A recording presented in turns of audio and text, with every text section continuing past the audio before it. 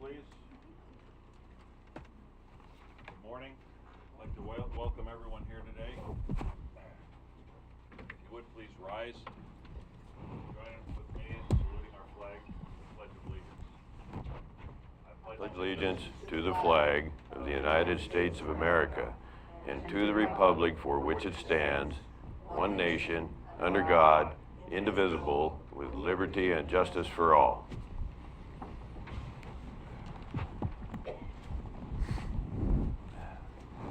You'll have to forgive me today. I'm not a little under the weather. I'm a lot under the weather. So You made it. we're here. Would you like to give your update, Commissioner Boice? Thank you, Mr. Chair. Officers down in the line of duty. 2018 was 163. To date, 44 we've lost in the US of A.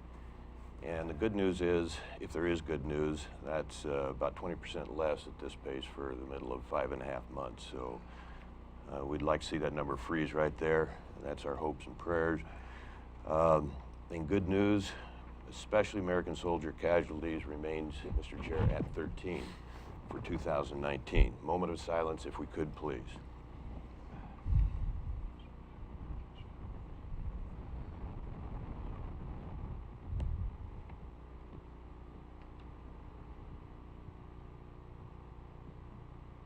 Thank you. That's what we're going to do, Counsel. I was wondering if you could hit the speakers. Thank you. Testing. Can you hear us out there now? Check, check. Yeah, they can hear us. Good. Can you hear out there? Yeah, he just said yes. Okay. He said good.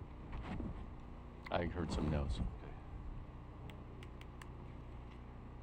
Do we have any amendments to the agenda?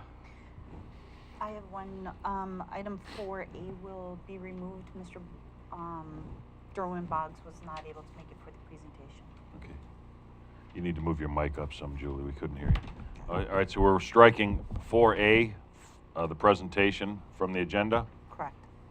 Any other amendments to the agenda? Well, Mr. Chair, I don't know if it's an amendment, but I think on our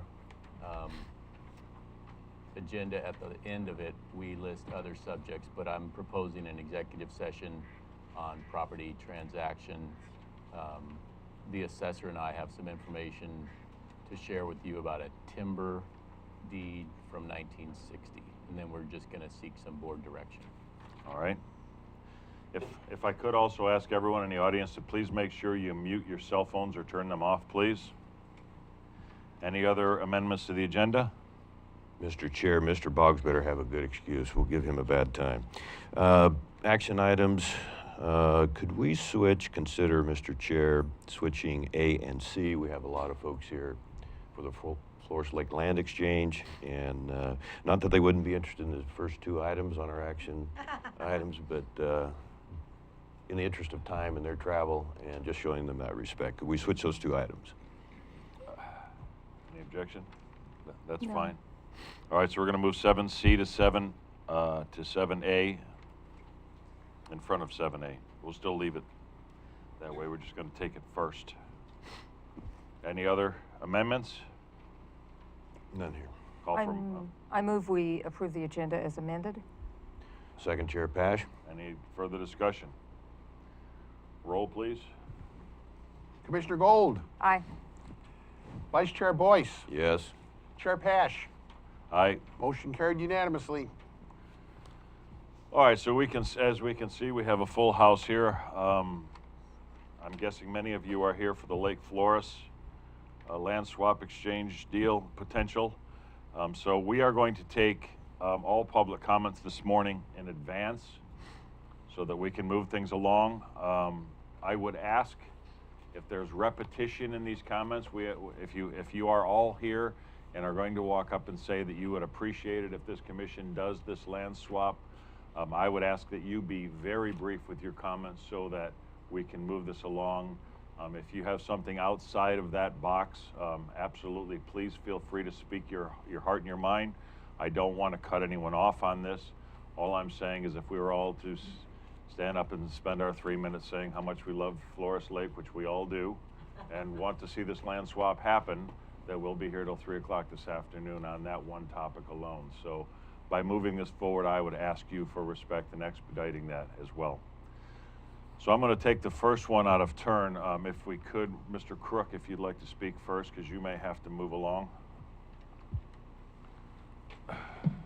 Yeah, I want to remark on the TLT vote yesterday, which I fully believe is a great big win for Curry County. And I want to thank the committee members that have been working since August on this, and with the assistance of County Counsel. We received what we had on the ballot 3 years ago, and we started reworking that, and we've come a long ways. We had a couple people then on the Citizens Revenue Committee, and that was brought up to the committee, and after several meetings, it was passed unanimously and was submitted to the commissioners for their consideration. They approved it to put on the ballot with, and so we got it on the ballot. I don't and know. then is the long wait and the long work with our committee and getting this thing out and people knowledgeable and getting it approved. And I want to thank several committee members. Bob Trabante, David Haney, Karen Notestein, Tim Scullin, Tucker Nunn, and Joan Cooper, and Susan Brown. These people volunteered their time, met weekly, every Tuesday night, reviewing and changing and trying to get things where we thought it was going to have a better chance. And a lot of social media went out, road signs went out. Anyway, I'm real pleased with the results. It's a good birthday present for me. So Oh, we're I gonna have just to sing want to happy thank birthday. everyone, the commissioners, county council, and the committee, and I'm very happy with the results. Thank you. Thank you. I'd Ron? like to say, as long as I'm board chair here or on this board, I will let all of you know that that money will be well spent. It won't just be shoved into the general fund and spent on whatever. We've made the promise to, a promise to the voters, and I will keep that promise. I'm sure the rest of the commissioners will, and I'm sure our sheriff's department this morning is a little happier. So as we can see, our sheriff's department continues to grow and do better under Sheriff Ward's direction, and I'm thrilled that this, I'm also thrilled that this is passed. Did you, yes. Ron, thank you for your leadership. Is today your birthday? Day early. So if I All right. take my microphone off, can we sing happy birthday to you? Commissioner, Is that okay, Mr. Chair? go ahead. Happy birthday to you. Happy birthday to you. Happy birthday, dear Ron. Curry Fair. Happy birthday to you. Big applause. I know a lot of people that would murder you for doing that. He's So, threatened before many times. Again, I would ask that everyone, including Commissioner Boice, no, I'm just joking. You're first up, Commissioner. Well, thank you.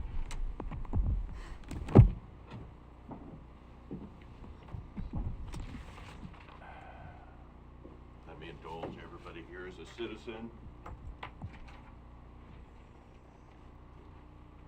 Sorry we don't have enough chairs for everyone. I was telling Gary Gardner, we'll get a bigger meeting room someday. Do you have the Everybody that timer comes on? up and speaks, we're going to ask you to adjust You the have the mics timer on. just a little bit. I got one interesting note as commissioner. First of all, if I may, Mr. Chair, there's probably several people that should be recognized, but I would like to recognize Dennis Comfort, who is the Oregon Coast Regional Director for Oregon State Parks, and we're very lucky to have him. Welcome, Dennis. Thank you very much for being here. What did I miss? Oh, I said it's not my birthday. Oh. Thank goodness. We might, never mind, no say. So I got one letter from one citizen. I won't give his name, but he gave me a really, can we find this lady a chair? You're okay? Right in front, right there. No, I'm fine. I just embarrassed you, didn't I? I'm sorry. So one citizen gave me a real chuckle, and it was, I retired, I'm gonna read word for word, of course I won't give his name, but I retired to Langless almost 20 years ago, and from the beginning of my time here, I was aware that the county commission was looking at the best way to deal with the land at the south shore of Floras Lake. Money, time, studies, and no project has been feasible. Not even a pickleball court. I thought he was saying, court, you're a pickle barrel or pickleball or something when I was speed reading. Then he concludes, for heaven's sakes, vote to preserve this lovely landscape. I will cherish that forever. I want to, at the risk of seeming self-serving or even, I'm going to just ask if you indulge me to put up a picture of my family here. And the reason I'm doing this is during this time, if it'll work, this is the most sensitive mouth. My family was no more special than any other family during that time. My grandfather was born at Langless, up Floras Creek, very close to where the fabulous Bradbury Farm is, about a quarter mile. In 1889, my grandmother Carrie, they had 12 children in 21 years. That was a little bit common in those days, but if I can, I'll just go through. Here is my grandmother, Ada, Edna, Hilda, Dora, Alma, Mary is still alive in Bandon. She's 93. Very proud to say. This is my grandfather, Howard, his oldest child daughter, Bev Clarno. And here's Bus, my Uncle Court, that was his namesake. My Uncle Jerry originated Jerry's jet boat trips. Now that company takes 40,000 people every year up Rogue River. Who am I forgetting? There's my dad. He's not very happy right there. And my Uncle Alden. My Uncle Alden was the only one of the 12 born in a hospital. All the other 11 were born at Agnes, in Langless at home. When Alden was born, my grandfather says to my grandma, Mom, dang it, that's 6 girls, 6 boys. We can call it quits now. We'll name this one Alden. So they named him Alden. So, my Uncle Jerry, my Uncle Court, my Uncle Alden, they discovered Rogue River. My father, the famous sheriff, tremendous dedicated law enforcement officer. After he retired, he and my mother Merle fell in love with Rogue River. And I'll tell you why I think this is good. These people, like I say, they were no different than any other family at that time. Everything was to help their neighbors. Everything was to be for community. That's how we ended up with Boice Cove Park. My grandfather used to give the Copes a bad time. We only had 7 kids in your family. We had 12, so it's something that he could brag about.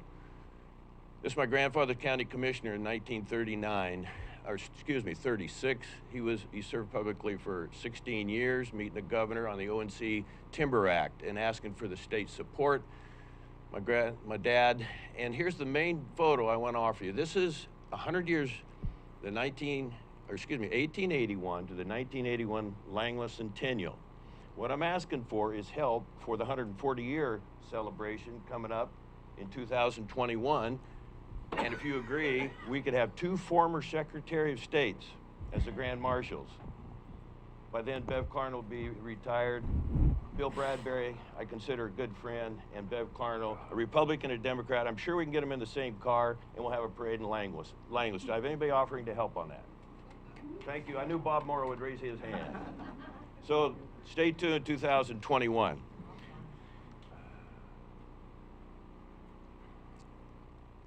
When it comes to the concern about what's going to happen at Floras Lake, I don't want to break some of the traditions that these families had during that time.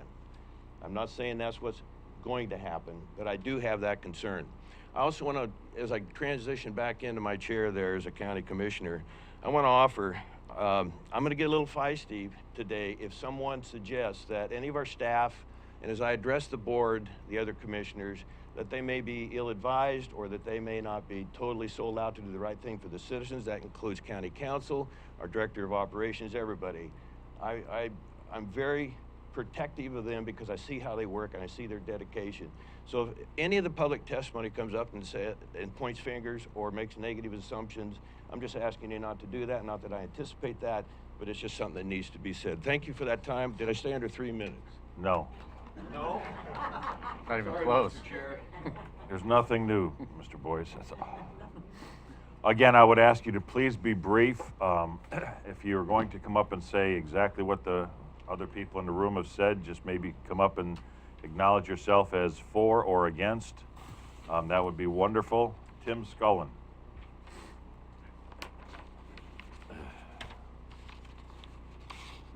Thank you, Commissioners. I'm very appreciative of this chance to speak to you today. I'm very happy about the transient lodging tax passing, and I appreciate your comments, Mr. Chair, on keeping the formula the way it is. It's going to be a big thing for our fairgrounds and for our Sheriff's Department. I'm here today to speak about the Floras Lake land swap. I just feel very positive today, what with the TLT passing. I just hope that this momentum can carry us through into resolving this matter and passing the land swap as it has been established over the last 15 years. That's basically all I have to say. Thank you, sir. David Barnes.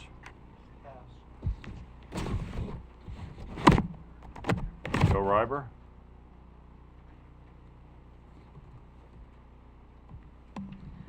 I'm Joe Reber from Langlois, the gentleman who wrote the pickleball court email to Court Boice. I have lived in Langlois for 20 years, retired here to come to the ocean. And I'm talking about access. You don't get to the ocean everywhere. Lots of private land. I go to the beach on at Bandon every Sunday to be by the ocean.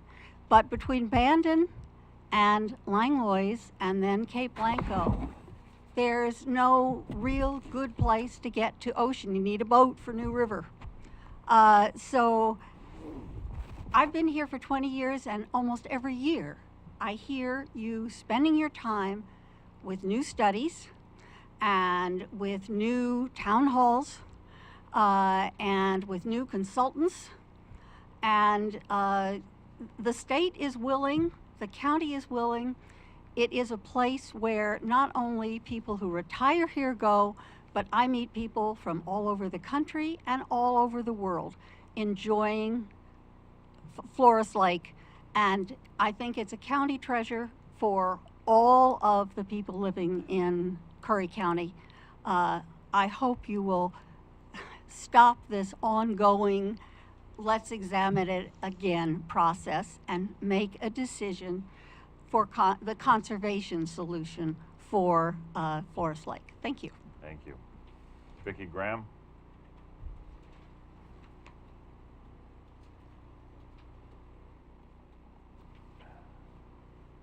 Thank you for this opportunity to speak. I'll be brief.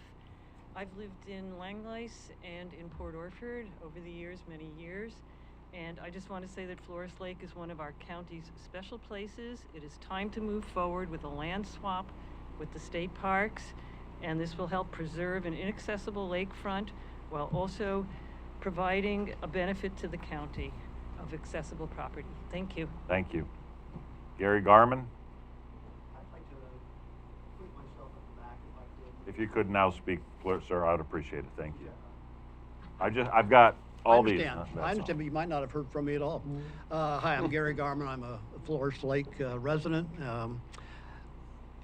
I think that obviously the issues have been talked about at great length. I'm not going to get back into those issues. I just have one question, and that not necessarily a question, a comment, that the process, given the notice that was put out on the agenda, I've reviewed the statutes that are applicable. It looks to me like those statutes are broad enough to allow us to do whatever we'd like to do today with Floras Lake and the swap, wherever that may end up. So I just wanted to be clear on that. Thank you. Thank you, sir. Mary Wall.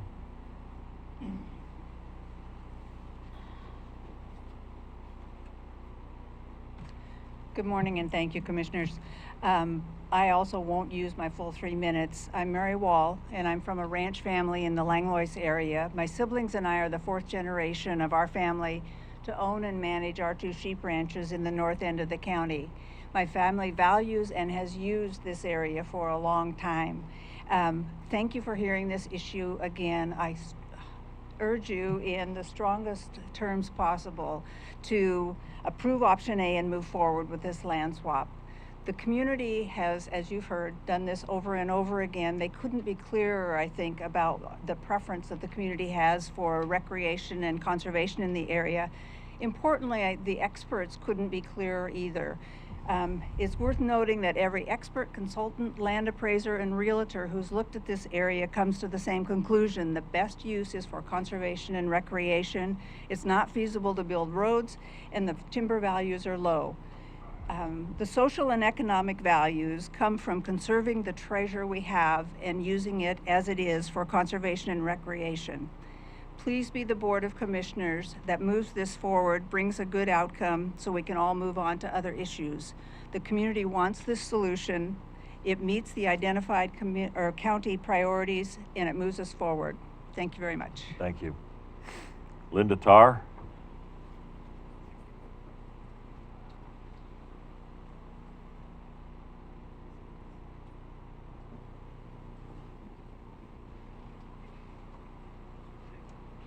Good morning. Thank you for this opportunity. My name is Linda Tarr. I live in Port Orford.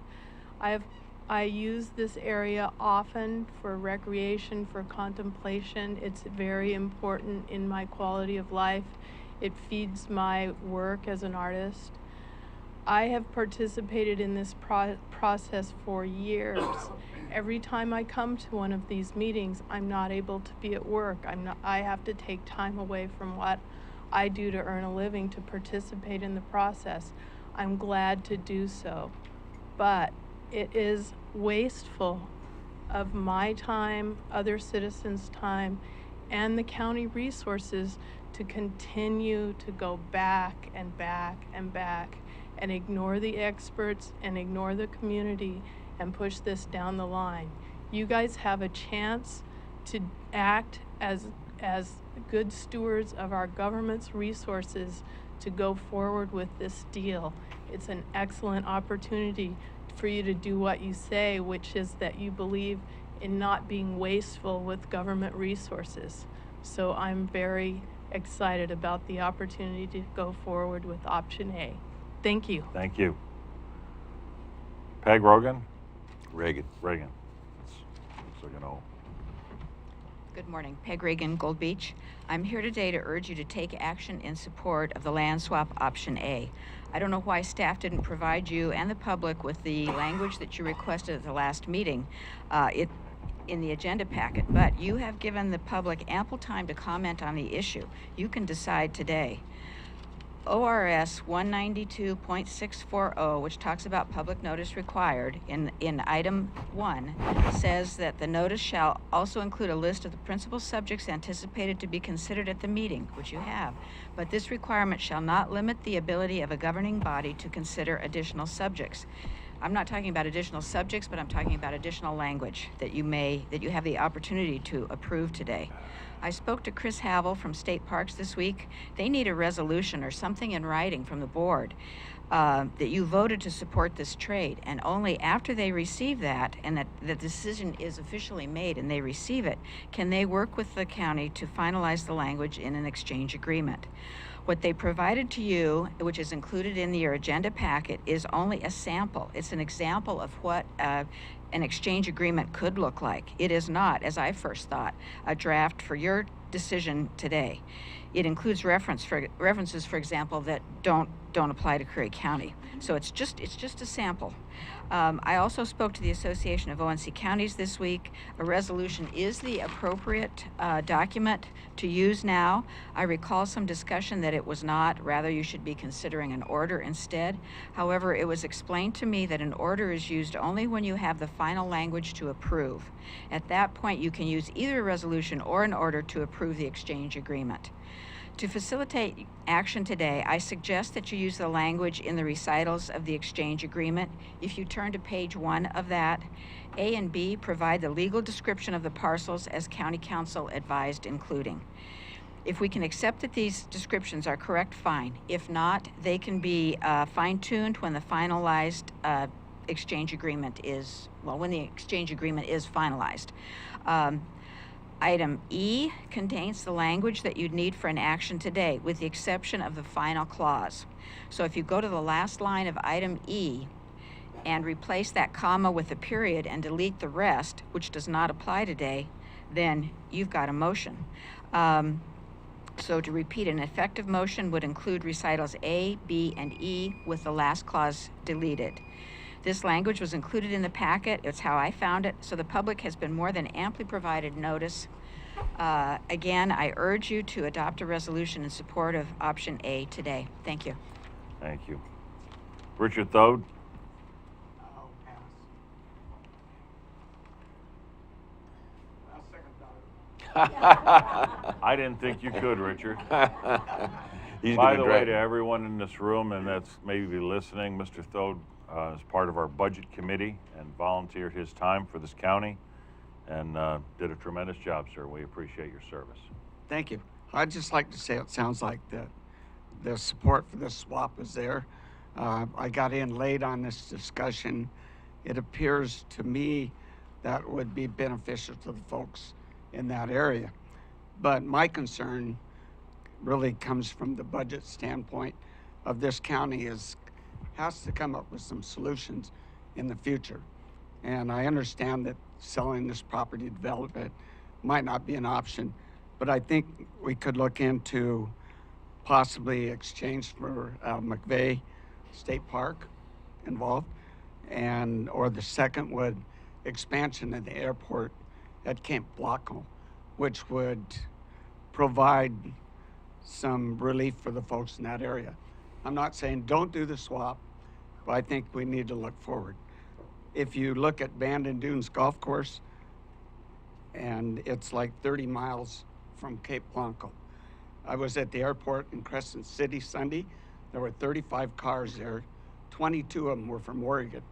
So Contour Airlines is expanding to smaller communities.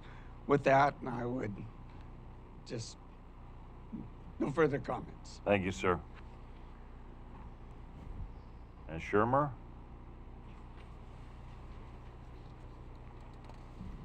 Sorry. Hi, my name is Ann Schmier. I'm from Port Orford. Thank you for allowing for comments today. In regards to the airport expansion, please be reminded that there is an active airport at North Bend, which is equally close to Bandon Dunes Golf Course. So expanding the airport at Cape Blanco is equidistant, and we should probably think about supporting the airports that we have already instead of expanding ones that are not particularly economically viable. I would just like to reinforce others' sentiments. I'm looking at this from a resource and budget item. This has been kicked around for so many years. There's been so much staff time, and we come back to the same conclusions year after year.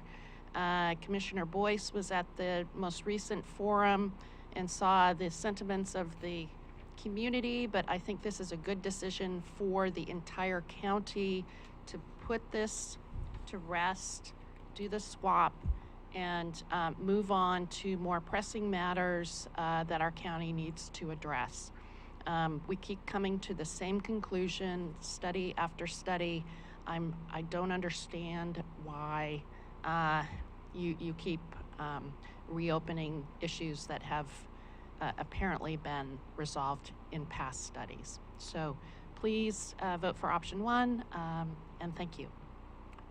Thank you. Rich Volden?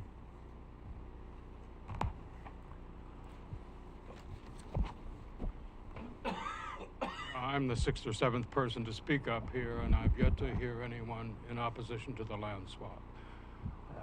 This issue has been going on now, I understand, since probably Alden Boice was a boy. Not much of an exaggeration, for at least 10 years. I think it's time for you to act and do it today, please. Thank you. Thank you. Ann Velisis? Good morning, Commissioners. Is this one on? Yeah. Yes. My name is Ann Velisis. I'm president of the Kalmiopsis Audubon Society. Our group has about 400 members from throughout the Curry County, and we've been engaged with issues pertaining to Floras Lake for at least 15 years. I urge you to move ahead today to advance the decision that you already made 2 weeks ago to proceed with option A. Hundreds of residents and taxpayers, including individuals from throughout Curry, have showed up at many county meetings, including the one in Langlois that some people have referenced that Commissioner Boice attended. Dozens have sent letters. It's clear people care about the future of Floras Lake, and the proposed land swap has strong public support. Beyond the land swap, with Commissioner Boice's leadership, State Parks has agreed to work on a trails plan and to collaborate on updating the State Parks master plan for Curry County with further investment likely to help support our growing tourism economy. Like a peach that's turning pink on the tree, this straightforward deal is ripe to pick now. Could you say that again, Ann? I said, like a peach that's turned pink on a tree, this straightforward deal is ripe now.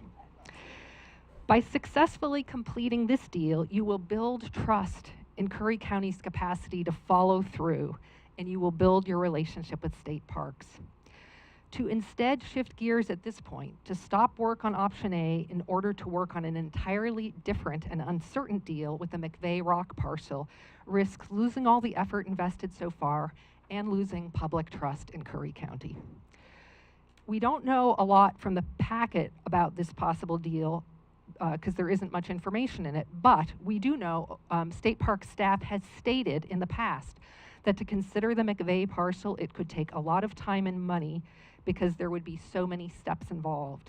They've stated that they don't yet have the authority to make the offer or work on it. They'd have to go back to their commission, that they are prohibited by statute from trading oceanfront property, and that there would be no guarantee of success. We know too that when considering land swaps, the State Parks Commission must meet the criteria of providing an overwhelming benefit to the state parks system of Oregon. That's a very high standard that they must meet. So anyway, there may be some possibility to work out a deal there, but I think it's better to consider that phase 2 rather than to going back to the drawing board now.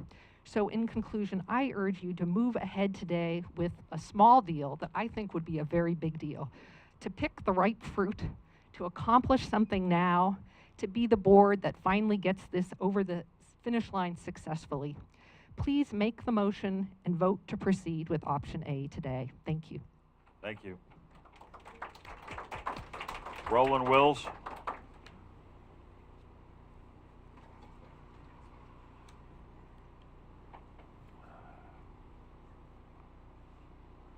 I'll be brief, promise. I want to represent the people that we visit, that we see when we're walking. Yeah, on Monday, we did the 8-mile walk around from airport to the lake and round. And as you do that, you meet people that are really enjoying the area. They're not here. They don't know this meeting's happening. They're visitors.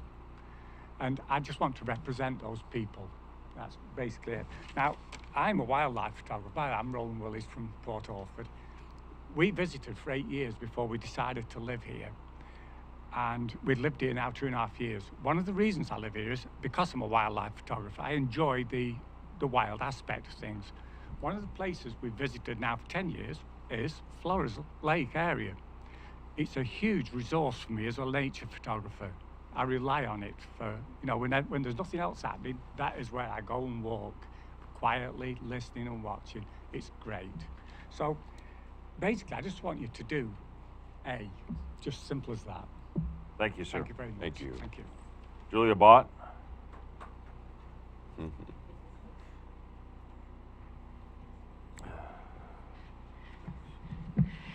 My name is Julia Bott, and I live in Harbor.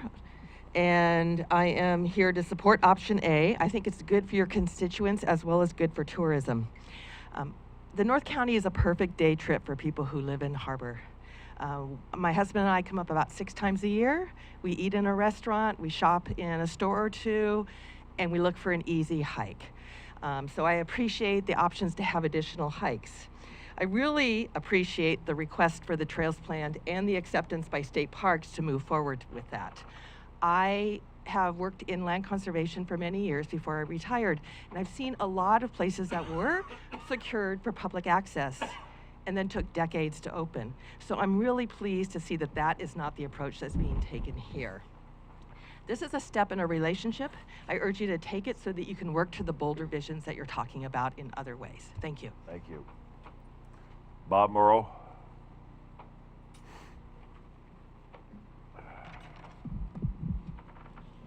Good morning. Excuse me. Bob Morrow, Langlois. The county is running out of money, and one of the largest properties owned by the county is completely isolated with no access, no water, no perk, surrounded by swamp, at ground zero for a tsunami, with only scrub timber. Yet somehow you have a willing buyer for this, willing to pay fair market value for 90 acres right now. This should be a no-brainer deal. And the best part, if you can demonstrate to Oregon Parks an ability to work with them, they will include you in developing their master plan. This could yield additional or complete transfer of the remaining Floras Lake property. That is the immense value of a unanimous vote today. Last March, Oregon Parks and Recreation Department made a principled offer based on appraisals, which established that relative property values matched. You had a counter offer by Commissioner Boice, gaining additional benefits for the county. And you have a letter from Oregon Parks accepting the counteroffer. Offer, counteroffer, acceptance.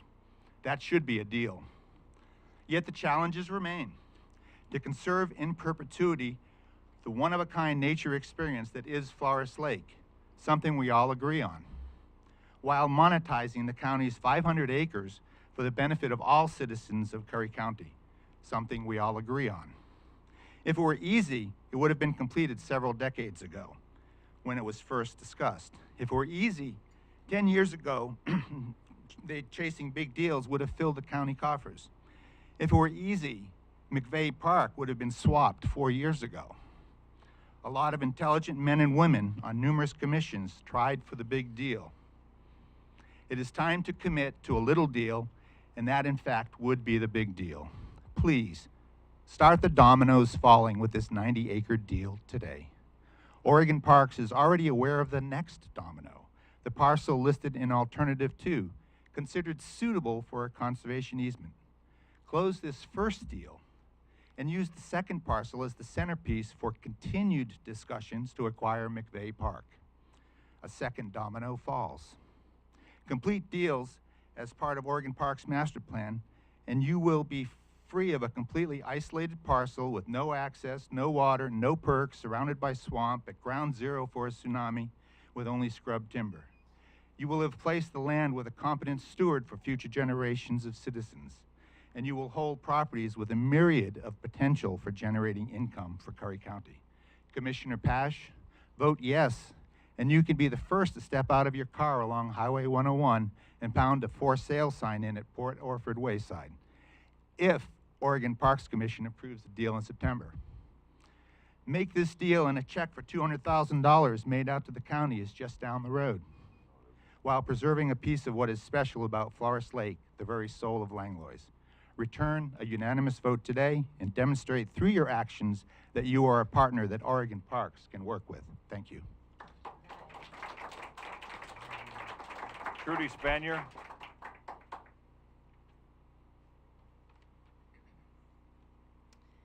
Hi, my name is Trudy Spanier. I'm a resident of Floras Lake, but I also am, I believe you haven't disbanded the real estate task force for Curry County.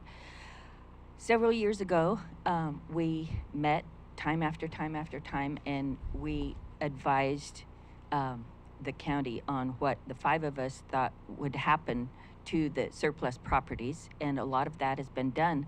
This parcel, however, is such a gemstone along the whole coast. And let's not forget the fact that if indeed we do have a tsunami, that Airport Road, with the airport being down there, is one of the only places that those big supply airplanes are going to be able to get into for the whole coastline.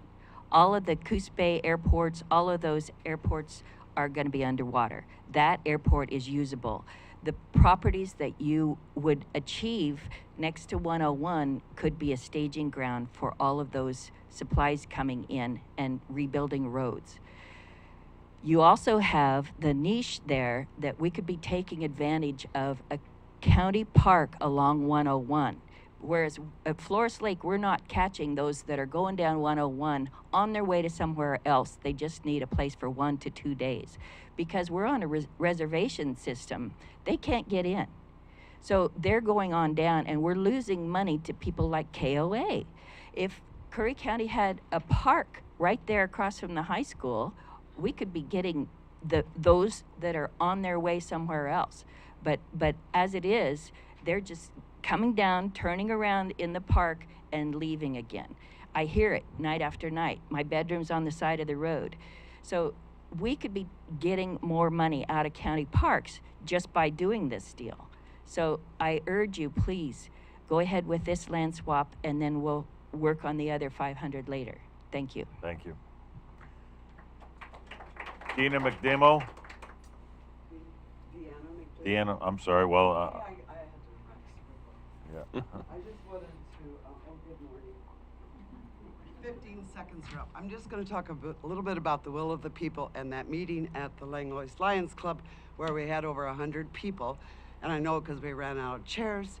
So if you consider that Langlois only has about 300, you could say that was 1/3 of the people, but really there's 700 that live over. I'm just saying you could say that.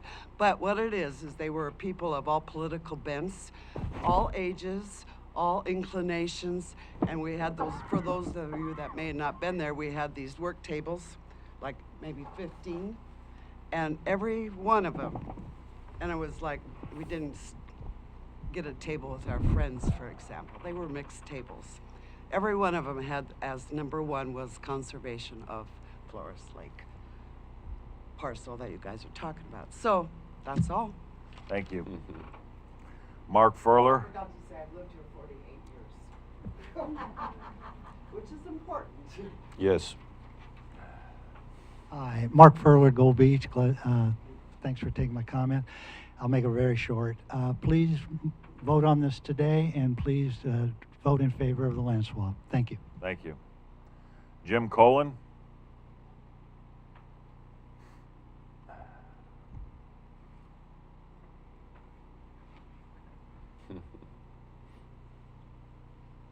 Morning, Commissioners. Jim Colon, Curry County Assessor. This deal has been considered, for the last 5-6 months or so, and back at that time, I did send you an email expressing my concerns with the potential of the swap. I've listened to everybody that's come before me to speak this morning, and they all have, very good arguments. I agree, this piece of property is truly a gem that we're considering here today. If I might compare it to, say an ice cream cone.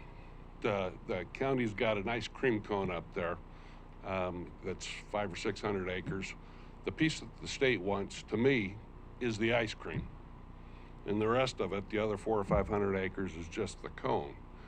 And then you might say that maybe the state's our big brother and they just want the ice cream. And they want to make a trade for us. And I really think that in this trade, what they're looking to trade is more like a bucket of oatmeal. Really doesn't go with the ice cream cone. If we take the ice cream out of the cone, it makes the whole property less valuable to the county. I like the idea of keeping that property up there in its natural state. I just think that the state should be coming to us and offering to make a trade for the entire property, not just the ice cream. As far as I'm concerned, any property they may have to trade doesn't even need to be in Curry County. It could be a piece of forest land that is harvestable in any other location in the state. I think they've got more options than what they're offering us right now. I just really don't see, I've been around the county for a long time, I really don't see this county making any viable use out of the property that the state has offered for trade. And I heard it suggested that we might just sell the property.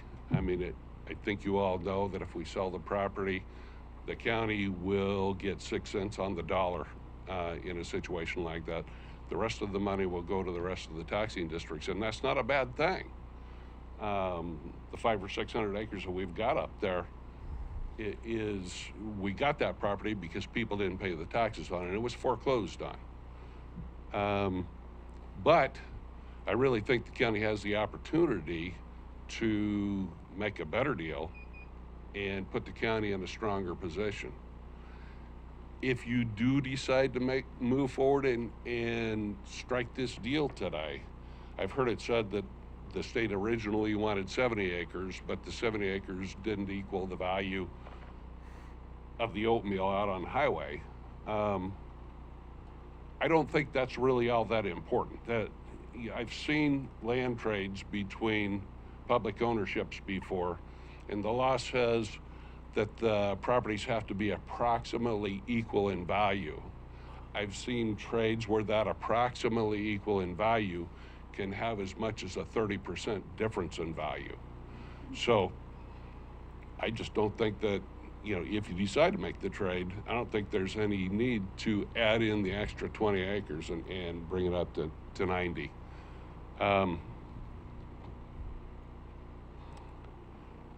I hate to say it, I think you could take more time, have the state sharpen their pencil, and make you a better deal. Thank you. Thank you. Pardon? I'm ready whenever. We're going to go through the consent agenda first, and then we'll move on.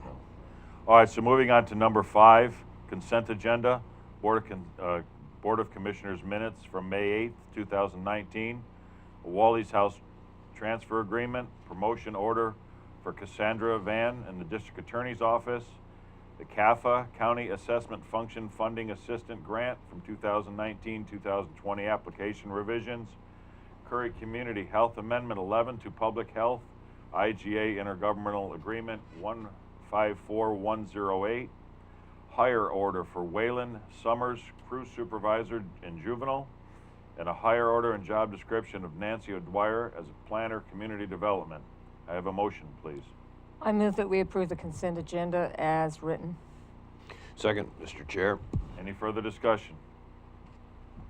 Roll, please. Commissioner Gold. Aye. Vice Chair Boice. Yes. Chair Paasch. Aye. Motion carried unanimously. Moving on to number 6, public hearing, 11 a.m., order vacating alley right-of-way in Pacific City subdivision. Counsel Huttl. Thank you, Mr. Chair. In your materials is a... Oh, you know what? I'm sorry. 12 minutes. It was not 11 o'clock yet? It's not 11 o'clock yet, so we Okay. have to hold on this. Thank you. Do we? Yep. Okay, thank you. All right, so we're going to move on to 7, and we will move 7C forward to Floras Lake potential land swap. Ms. Schmelzer. Thanks for that, Court. Sure. Well, as you know, this was put on the agenda because the state parks wants direction on which way we're going to go. And there's been a lot of information floating around about the history of the property, the proposals. So I just want to clarify some of the information that's been out there. We have tried to keep the board apprised of everything that the state has been telling us. What we're looking at, this property, when people say we've been studying this for years, it really goes back to 2010, where we had a natural lands committee. Excuse me, could we be quiet in the audience, please? Thank you. I'm sorry. In 2010, we actually had a natural lands committee look at all of our properties to determine their value for resources. And after that, the property kind of sat, or I shouldn't say kind of, it did sit. Now, there were some private proposals in there to build or develop the property. That never happened, but when I was here in 2015, we actually put together a property task force to look at what to do with all of the counties. The May board action, May of 2016 board action, had a list of properties we needed to address. And then it said, and form a task force to look at the Brookings Airport and to look closer at the Floras Lake property. So to say we've really been studying this for years and years really isn't accurate, to be honest with you. And the board had decided at that time that this was big enough, they wanted to deal with these smaller parcels and then come back and have a task force look at that. That hasn't happened yet. The public is kind of asking us to bypass that and go ahead with an option, with a sale. I do agree with the assessor in part, you know, if we sell off the lakeshore, what are we gonna do with the rest of the property that we own out there? Are we gonna be going through this same thing? What happens if somebody comes in to apply for a shooting range or a golf course on that remainder portion? We're gonna have these exact same arguments. I do think we are better off when we swap with the state to swap the entire parcel rather than leave part of it unprotected. I think everybody wants to see the whole thing protected. So I think we need to look at that. After I was gone, and in about 2017, 18, the planning director did start having discussions with Oregon State Parks, and that's when they started discussing the wayside, which has a lot of wetlands and is not suitable for a campground. That property, I've heard somebody say at a meeting, you know, the county could sell that, there's 2 home sites out there, look at the money they could make, this is a win-win. But the reality is that wayside is zoned for public facilities, it cannot be sold for home sites, and it also carries a deed restriction that it can only be used for recreational use. So really the wayside is, in my opinion, not of much value when we're looking at swapping. Now, Oregon State Parks has told us they are open to the discussions of McVeigh Park, swapping the Forest Lake property for McVeigh Park. They have not said no, they have not said yes, they've said we are open to it. They did say it's gonna take some issues, it's not out of the picture, it's just gonna be a little slower, that process, because we've got some shorefront and lot line issues we're gonna have to address. As somebody who has to look at, we have to look at the entire county. We just got out of budgets, as you heard the budget committee member express, that we need to look at everything. And when you look at McVeigh Park has a value right now of $2.5 million. And if the state is willing to work with us on swapping Floras Lake and keeping it preserved like everybody wants, plus giving us something that has a much higher value of $2.5 million, and it hasn't been appraised, that's just the tax assessed. Very few wetlands, and something we can turn around and operate as a campground and make money on. I think the county would actually be doing a disservice to the residents to say, let's just take option A and walk away and not look at anything else on the table. I think we owe it to the citizens to say, how can we preserve the property plus make money on it and bring in find a source to bring in revenue so we can keep paying our bills and keep our doors open.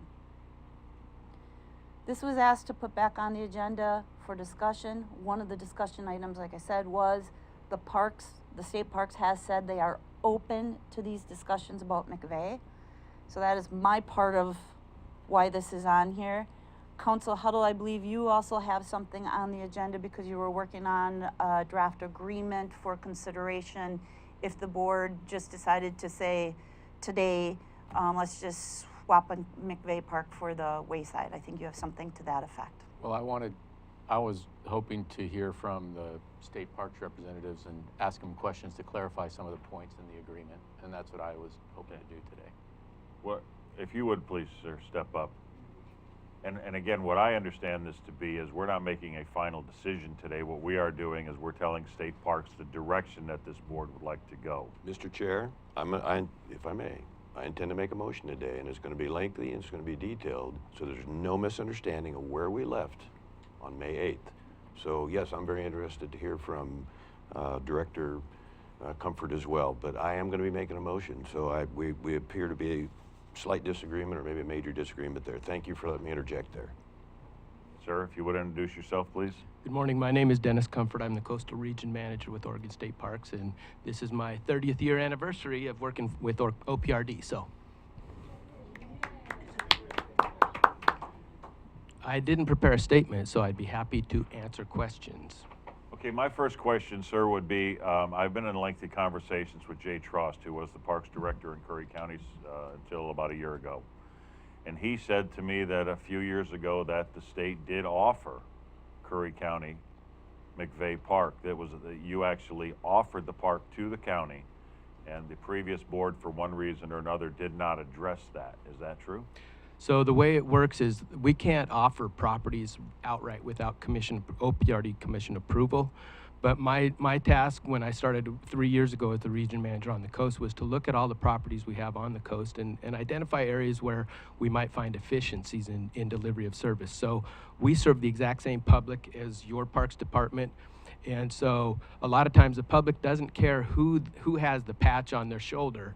They want the service provided. And so as I'm looking at our ability to deliver service levels at the level we are right now with increase in personnel costs and those kinds of things, I'm looking for places where we would be able to transfer properties, keep them in public trust as a recreational property, but not necessarily show up to clean the bathrooms or take the garbage up. So when I got here, I identified McVeigh as a property that could fit that bill. The other thing, when I first started, it was back when you guys had the concert series out by Cape Blanco, and it was a big money driver, and the promoter was actually threatening to pull the plug and move it someplace else. And that was right when I was starting. And I met with Commissioner Smith at the time, and he wanted to know if we would provide some camping opportunities on the property adjacent to that concert, where we lease out some ag leases with a guy named Scott McKenzie. And so we'd been saying no for a long time, and I came in and was promoted up through because I have the ability to find ways to say yes where everybody wins. And in this case, I didn't see it as a big threat if we allowed, another 500 campers to camp there. Having said all that, what I was trying to do was I identified early that being so far down in the south end of Oregon Corning, there's less opportunity for economic viability just because there's no arteries from the valley coming straight over here with population centers and things. And so I made it a special goal of myself to help increase economic drives down here in the county. And so if that meant that McVeigh was transferred over and could have a campground on it, and I walked it yesterday, and I think that you could put 10 camper cabins on it with ocean frontage and rent them out almost 90% capacity year round. So I look at the opportunities and develop them, and then I present them as staff to the commission, Parks Commission, to make an approval on those kinds of things. And so from the director directing me, she's asked me to actually look at efficiencies and where we can do that. So yes, we offered it to Jay 2 or 3 years ago, not as a complete offer, but just to start thinking about that kind of as an option. Does that answer your question? Yes, it does. Thank you. And something I'd like to let everyone know in this audience is I am not against, just so you all know, I am not against doing a land swap for Lake Floras. I just want to make the best deal that I can for the county. I'm sorry to say, but where I was raised, business is business. Friendships are great and everything. We need to work together with the community, but business is business. And I personally, I just have some issues with the viability of the property we're being offered. So that's my comment on that. So if I could add a few more thoughts. When we were approached for the full 500 acres or whatever that is down in Floras Lake, it doesn't fit into our portfolio of what we're looking at from a statewide land holding basis. When we saw that opportunity, we weren't ready to come for the full purchase price of that full property, but we did see an opportunity to lock down a natural resource with special views that fits right into our parks mission statement of preserving and providing recreation opportunities for future generations. And so if we got that lakefront property, our intention wasn't to do development, maybe some very low-key paddling camp spots, But those have a lot of problems that are associated with it when you have that kind of thing going. And so we don't have necessarily the staff to support that. But we wanted to make sure that we were preserving that Floras Lake area for the view shed and the recreation forever. And so, and if it didn't work out, for me, it was, you guys would figure out what you want to do, but it wasn't going to be kind of our burden to carry. So we weren't doing it because we had a desire to do some money-making venture or anything like that. It was truly to preserve and protect that scenic value. And I think everyone in this room has an equal opinion on that. We'd all like to see this park preserved, or that lake preserved in perpetuity. That's been what I've said since the very beginning. One more question I have, and that was when Mr. Huttl was here, he mentioned that there might be some issues with transferring oceanfront land on McVeigh. In speaking with some people in our county, it seems like we could do a separate lot line adjustment or a separate lot onto that, and that could stay with parks so that there are no laws violated, and that could be done pretty easily. Would that be something that would be entertained through Parks Department as well? Yeah, whatever's legal, I'm down with. So it's just one of those things where there's a lot of process that has to happen, and we have no legal authority to sell off state land that's the ocean shore. You know, that's a statute. And so, but the other side is that our position hasn't changed on the other acreage that's over at Floras Lake. So if you're thinking the McVeigh property's worth $2.5 million or whatever the tax assessment is, I still don't want to trade for that, but I'm happy to entertain the idea of transferring that property through a master plan process to see who the best operator of that is, whether it's a 25-year lease or something like that. The beauty is that once it's in your portfolio, then you can access pass-through grant dollars to develop it that State Parks offers, but isn't our money, it's federal dollars that pass through. And so a lot of times there's ways that we can increase our recreational opportunities with federal dollars that I can't touch as a parks guy, but you guys can. And so again, it's not about money and us holding expensive properties. It's about service delivery and what we do for the county down here in Economic Drive, plus the rest of the state of Oregon. And every decision we make has to include the thought process. It includes every Oregonian, not just the locals here, but for the betterment of all of Oregonians. And so as we do this, we have a master plan process. We'll have a meeting over in Hermiston or someplace out on the east side, one in Portland, one in Eugene, one locally here too.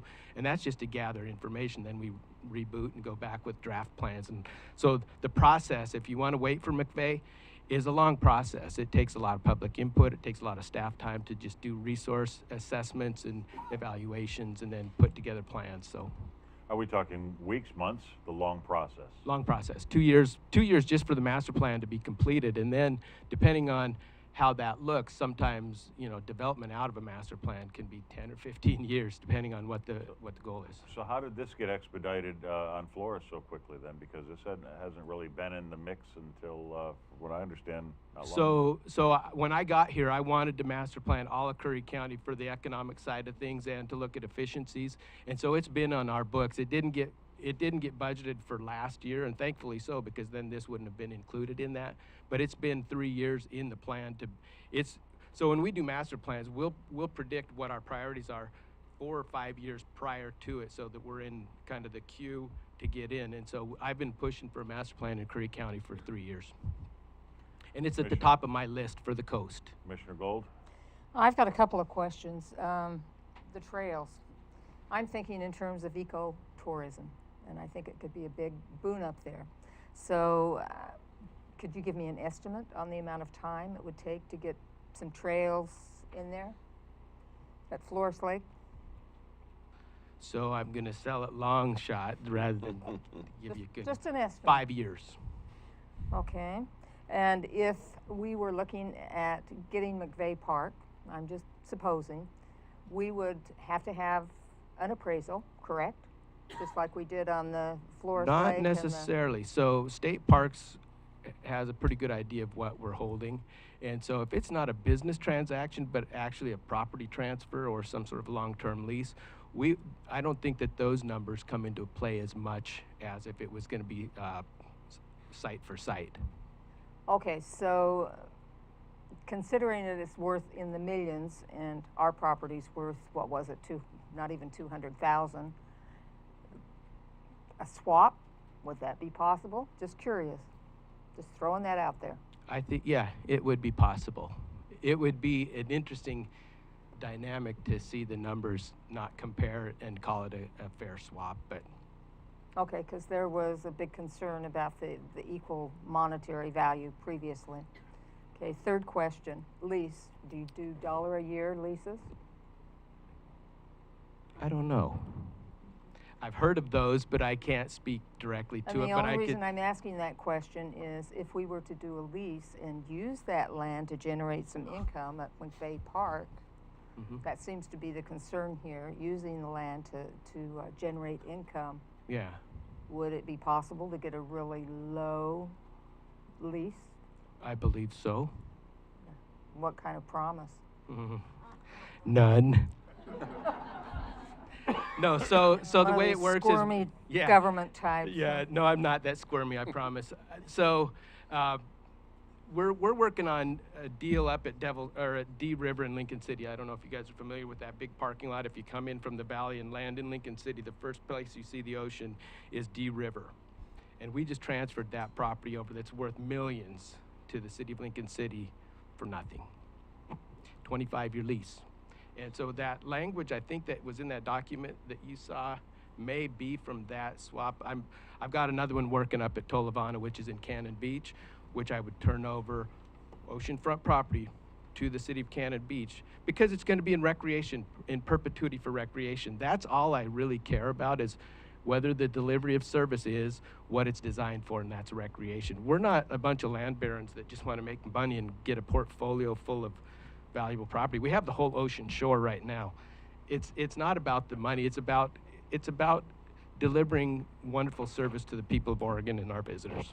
Okay, and I've got one last question regarding zoning. Would it be possible to rezone that wayside property so that it would be more useful for the county? So I believe, I haven't looked directly at it, but there was the deed restriction that it was for recreation purposes only. But I thought that deed restriction was lifted when we had a person named Cammie Bunis that was our property person that just left the agency. And I thought that she had worked through the process of relieving the recreation component of that. I think it still has to be in public use. And so one of the thoughts we were having was that it'd be a great place for a county sheriff's substation or something like that. So I don't think that it's a residential lots, but I think it has some potential for some other public use. Okay. Commissioner Boice? Thank you, Mr. Chair. Mr. Comver, it's been great to get to know you and to see you here today and be available, certainly, for questions. You've been here for how long? We haven't talked Beaver baseball yet. But yeah, they're not doing so good. Yeah. They're doing good, but not as good as we hoped to. Not to our expectations. So, Mr. Chair, and stay there if you wouldn't mind, please, sir. We have an opportunity today to make a lot of people very happy, and I think that should make us happy. That on itself is not the reason to accept this land exchange that we have, in my mind, approved on May 8th. But working with the state, as you know, Curry County doesn't have the greatest reputation for taking action, especially the last couple of years. Not to be negative, but I think we need to highlight the opportunity that we have here. In getting to know you and your staff, Mr. Chair, if you set up a meeting with me, Mr. Comfort, Casey Nielsen, Larry Becker, Director Schmelzer, Economic Coordinator Madison, put us in a room and start the process for moving forward on potential other opportunities. I would approach that with tremendous optimism and enthusiasm. So as we move forward here, yes, I am ready to make a motion, and I think it's very low risk in what we have. And the other thing I overlooked, I'm sorry, Mr. Chair, the other aspect of involving ourselves closely with the state parks, I've been working a lot, as you know, behind the scenes with both the BLM, but especially the Forest Service, on similar opportunities that the county has. Been working very hard on this. And I'm going to, in our relationship, I'm going to be relying on you and your staff a little bit to help us with the federal government, bring everybody together. So when you offer a strategic plan for Curry County, you know we don't have the resources for it, but you have the expertise. That also motivates me tremendously. And so in that partnership with the federal government, I think, I don't want to overstate it, but I think we have some incredible opportunities here. I'm not all about just tourism and visitor promotion, but that's the thing we have here right now that we can best hang our hat on. I have quite a background in that as you do. And so I'm as excited about McVeigh Park as anyone, but there's a lot of other things we haven't even looked at yet. It's just on the surface. So I look forward to that opportunity, and I hope that we can build that trust with you. I know we are. And if you want to comment any on that, I would appreciate it. Yes, so the other thing that we haven't really touched on is the Oregon Coast Trail and the development of that and filling in the gaps, and that's an agency priority. It's a legislative priority as well. There was just a $1.2 million investment, the legislation allocated for us to help put in some infrastructure on the Oregon Coast Trail, and the South Coast is going to be a vital part of that. So we've established some pretty robust working teams to plan with that. And I see some of the trail system we're talking about over at this Floras Lake property as offshoots of that Oregon Coast Trail. And so there's a lot of different things that we can look at. And on my bulletin board at my office, it says TTT, things take time. And everybody knows that all of this takes time, but a lot of times some of the best decisions are the ones that took the longest to grind through to get to the truth and the purity. And so I would encourage you to always use time when it's on your side. And but at some point time runs out, and I'm not saying that that's the case here, but it's close. I mean, we've been kicking this can around a little bit. The thing that you need to know is that with the county, when we do the master plan for the state park properties within the county, part of that plan is going to be that we're identifying other efficiencies. And so I'm going to be looking for public comment from all of you folks to help us understand where there's places that we don't need to operate a park location, but it stays in the public trust as a park location. I also want you to know that we don't want to lose our place down here in the county. We have been doing, we're coming up on our 100-year anniversary for state parks, and we've done a fantastic job. I think our approval rating's up in the 90s, and it continues to be so because we deliver great service and we really care about what we do. And so I don't want to lose the presence that Oregon State Parks has down in the county. So we don't want to wholesale clear out of here. We just want to find places that you guys can actually make some money at the same time that we are with our reservation campgrounds and some of our other gyms that we provide up Loeb and some of those places. So thank you. I have one more question.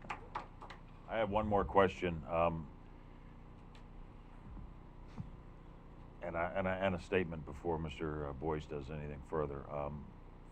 You just mentioned that there could be a possibility of a lease term on McVeigh until we could look for possibly a land transfer on that property, a permanent land transfer of some kind in a master plan down the road. Could that lease plan be included into, because I wouldn't imagine that would take long to just go to the board and say, look, we're still going to hold the property, but we're going to lease it to Curry County for 20 years while we work on a transfer of that property. So could that be included in this deal? In this deal, I don't think so, because that other part takes a lot longer. So there was a second paragraph that Chris sent, I believe, to one of you guys that talks about the process. And so essentially it would stop this process and then it would kick in some more time for us to do a bunch of the other stuff. How long would a lease deal take? I mean, if it were just exclusive off to the side? I don't think it would be much more than 6 months, actually, because of the process where we gather all the information and then present that as staff work to our commission to make their best judgment call off of what we provide.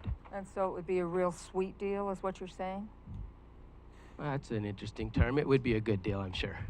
And this is what I want everyone in this room to understand is you can't blame me as a new commissioner coming in here, and I hope you don't, for trying to get the best deal for the county. And I know everybody wants me to just jump on board with this because this is what everyone wants in North County. But I have to, like Park said, they have to do what's best for every Oregonian. That's every decision they make. Forgive me for the marbles in my mouth. Every decision you make has to be for every Oregonian in this state. Every decision I feel this board makes has to be for every Oregonian that lives in Curry County. And I understand that this has been going on for a long time. You can't blame me for wanting to be the new commissioner sitting here and just getting handed this a few months ago to try and come up with the best business deal for this county that I can. I feel personally that this is being rushed, and I know you're all going to put your heads down and say, no, it's not, but for me it is. Because look what we've got done just in a couple of months. You know, I looked at Mr. Morrow, I talked to you several months ago about possibly bringing Jordan Cove and our corporation in to look at that. After looking at the overall of that, I looked and probably said that's not something I'd like to do. But now we've got Park sitting here talking about the possibility of a transfer or a lease with McVeigh that we could maybe get done in a few months while we look to transfer on a master plan a group of properties into Curry County and do a trade that would make sense for everyone and benefit everyone in this county. So I'm sorry if people feel like I'm against this. I'm not. I am for doing a trade with with Lake Floras if it's a fair deal for everyone in the county. And it seems like Parks is open to the suggestion that we may be able to look at a long-term lease while we have the possibility of moving forward with a land acquisition and a master plan. And that would be what I would hope is the good business sense thing to do for the county that would bring the most dollars into this county and preserve these parks in perpetuity as well. Commissioner Boice, did you have something further? Thank you again, Mr. Chair. Of all the information I've read, one of the most compelling documents that I've felt responsible to read it more than once, and that 7-page program here by Ann Belisis, Trudy Spanier, Mary Wall, Chris Hawthorne, certainly Bob Morrow. None of them will take the credit. Who am I overlooking? Oh, Gary also put a lot of time into this. And when you read it and then go back over it, it puts the county in a good position. And it gives the reasons why that this is a good deal for the citizens, a good deal for the Oregon citizens, and our county. So I'm gonna do everything I can to move forward on the McVeigh and other aspects, opportunities we have, and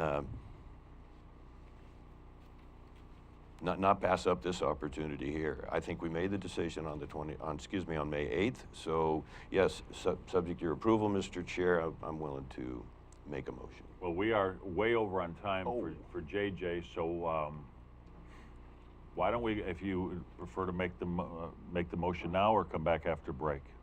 I'm sorry, the public hearing is supposed to be at 11, so I got the, yes. So we're okay there. No, I'd like to make the motion now. We're 20 minutes over, you're saying? Make your motion, sir. Who's fast typing here? From the agreement, the department is the fee owner of real property in Curry County, Oregon, located at Highway 101 and Airport Road, referred to as a Port of Cedar Forest State Scenic Corridor, and more particularly described as, and then it gives the property description. I'll spare everyone on that. Likewise, the county is the fee owner of real property in Curry County, Oregon, located on the south end of Floras Lake, and more particularly described as the property description. Former Commissioner Reagan referenced, I think the key word here is the parties have determined. And this is a very long sentence, about 6 lines. Is this a motion, though, sir? Yes, it's a motion. I tried to give you some heads up, Mr. Chair, that it would be lengthy so there'd be no confusion on what our direction is, and to the staff. We need to establish a resolution, the process, and then go to an order. And I would assume that would be before June 5th, which was the original date. So this is a resolution, as I just defined there, to first identify the property descriptions, and go ahead. Well, this looks like it's going to be lengthy, and I don't want to violate JJ. One more small paragraph. Okay, go ahead. The parties have determined that an exchange of fee title interest in the department lands and fee title interest in 90 acres of county lands at the south end of Floras Lake and adjacent to department lands known as Floras lake, state, natural area are of relatively equal value and desire to exchange these respective property interests whereby the department will acquire fee interest in that portion of county lands and county will acquire the department lands. Thank you, Mr. Chair. So what is your motion? That we have that resolution to go back to the May 8th meeting, that we directed staff to come up with a resolution. So this is the basis for that, so we can approve that today, move forward towards an order. That gives the parks the direction they need to move forward. Do I have a second? Okay, so I want to make this clear. You're making a motion to accept option A of what was presented in the Thank packet? you, Chair Gold, or excuse me, Commissioner Gold. Yes, I think that should be also included. Okay, I'll second that. Any further discussion? Roll. Commissioner Gold. Aye. Vice Chair Boice. Yes. Chair Paasch. No. Motion carried 2-1. We're in recess for 15 minutes. Thank you, Staff Jesuit.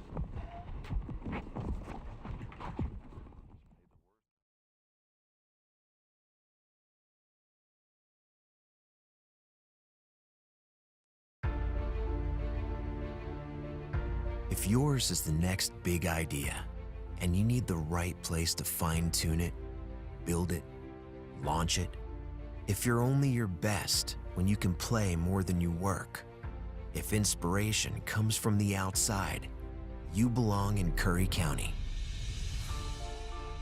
The westernmost point of the land you love, and the edge between familiar and uncharted. Break the pattern.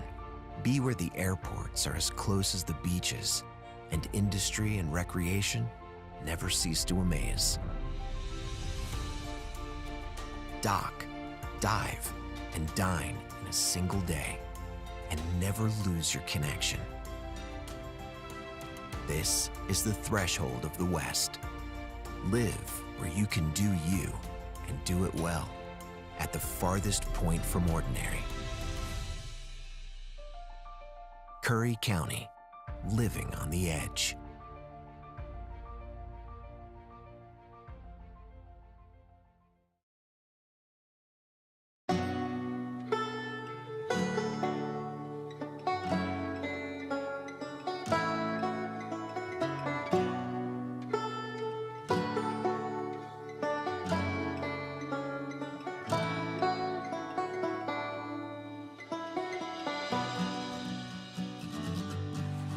One of the things I really appreciate about our entire region is that we embrace who we are, and I think that's what unifies us.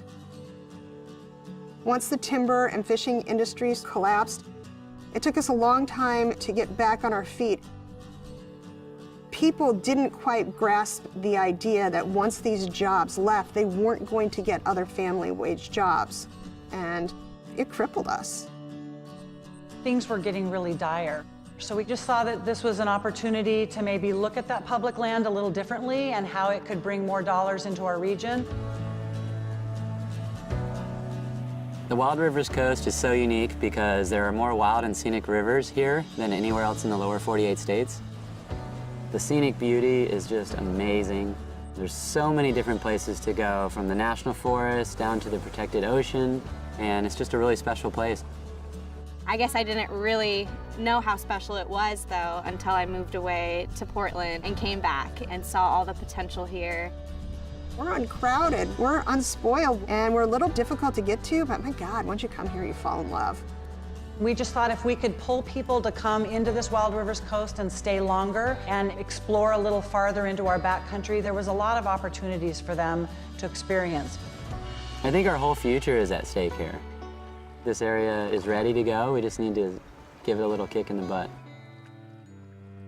I'm gonna be honest, when the Rural Tourism Studio came here, I was skeptical because I didn't see far enough ahead that we actually could collaborate regionally, and I'm pleasantly surprised. It's been amazing. The Rural Tourism Studios was the first time we were able to come together as a region to talk about the future of our economy. If we can have a strong tourism economy in this area, it's going to benefit the whole community. we have to rely on ourselves. And I think through this program, it's sort of opened our eyes to what we could do when we work together. Community leaders really focused on 3 areas: outdoor recreation, food and agricultural tourism, and really building community relationships. In our area, a lot of the food that's grown all gets shipped away. And so now we're realizing that we can capture some of that local food that's grown here. The Eat Fresh and Local Action Team has hosted a series of networking events bringing together the area growers with the area vendors so that we could have more local food available to the visitors to our area.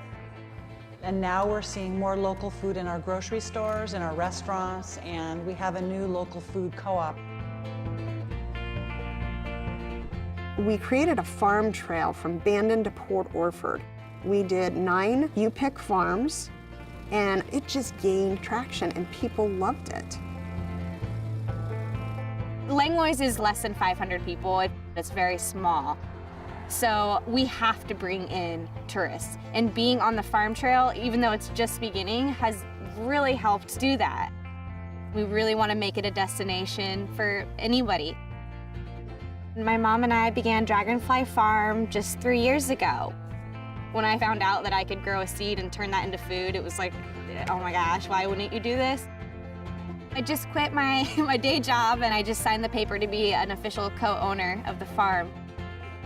This is what I want to do for the rest of my life and grow with the community. Out of the Outdoor Recreation Action Team, we came up with a series of maps that show where the best places to go recreate are.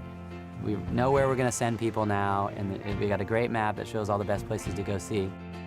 For us to get a mapping project done to this extent is pretty impressive. We're patting ourselves on the back. I don't know anybody else is, but we're doing it. From that, we decided that there was some places that needed help, so we came up with a mountain bike plan, and we also worked on designating a state scenic bikeway. The Outdoor Recreation Action Team was also looking at how we can make scuba diving better in this area. So we came up with the idea for a scuba fill station. So now people that want to come and dive in this area, they can dive for multiple days because they can get their tanks filled up again. When I started the Rural Tourism Studio, my business, South Coast Tours, was really small. And now we've grown to about 5 or 6 guides, and we're doing tours all over from Brookings all the way up to Coos Bay.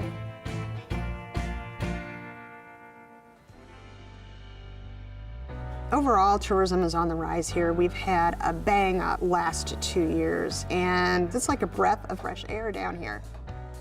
My hope for the area is that we still keep that sense of place. Loving a place to death is a big concern that I have, and it's a balance. We're going to promote tourism, but we want to do it in a sustainable way. One of the biggest reasons that this area has been so successful since the Tourism Studio is the people that are involved. We have a lot of great, motivated, smart people who understand the need to promote tourism in the right way, and it's really all about the people. When you live in a rural community like we do, from Bandon down to Brookings, and you're strapped for cash, relationships are crucial. As a community, I think you need to come together and find out what your mission and goals are collectively. Then you can work into smaller groups, knowing that you have the backing of the whole community behind you. As long as everybody's just super excited about it and passionate about what they're doing and they can work together, then anything's possible. Own what you have and don't try to be something that you're not. It's gonna be hard. It's gonna take a long time. So roll up your sleeves and just dig in with an open mind.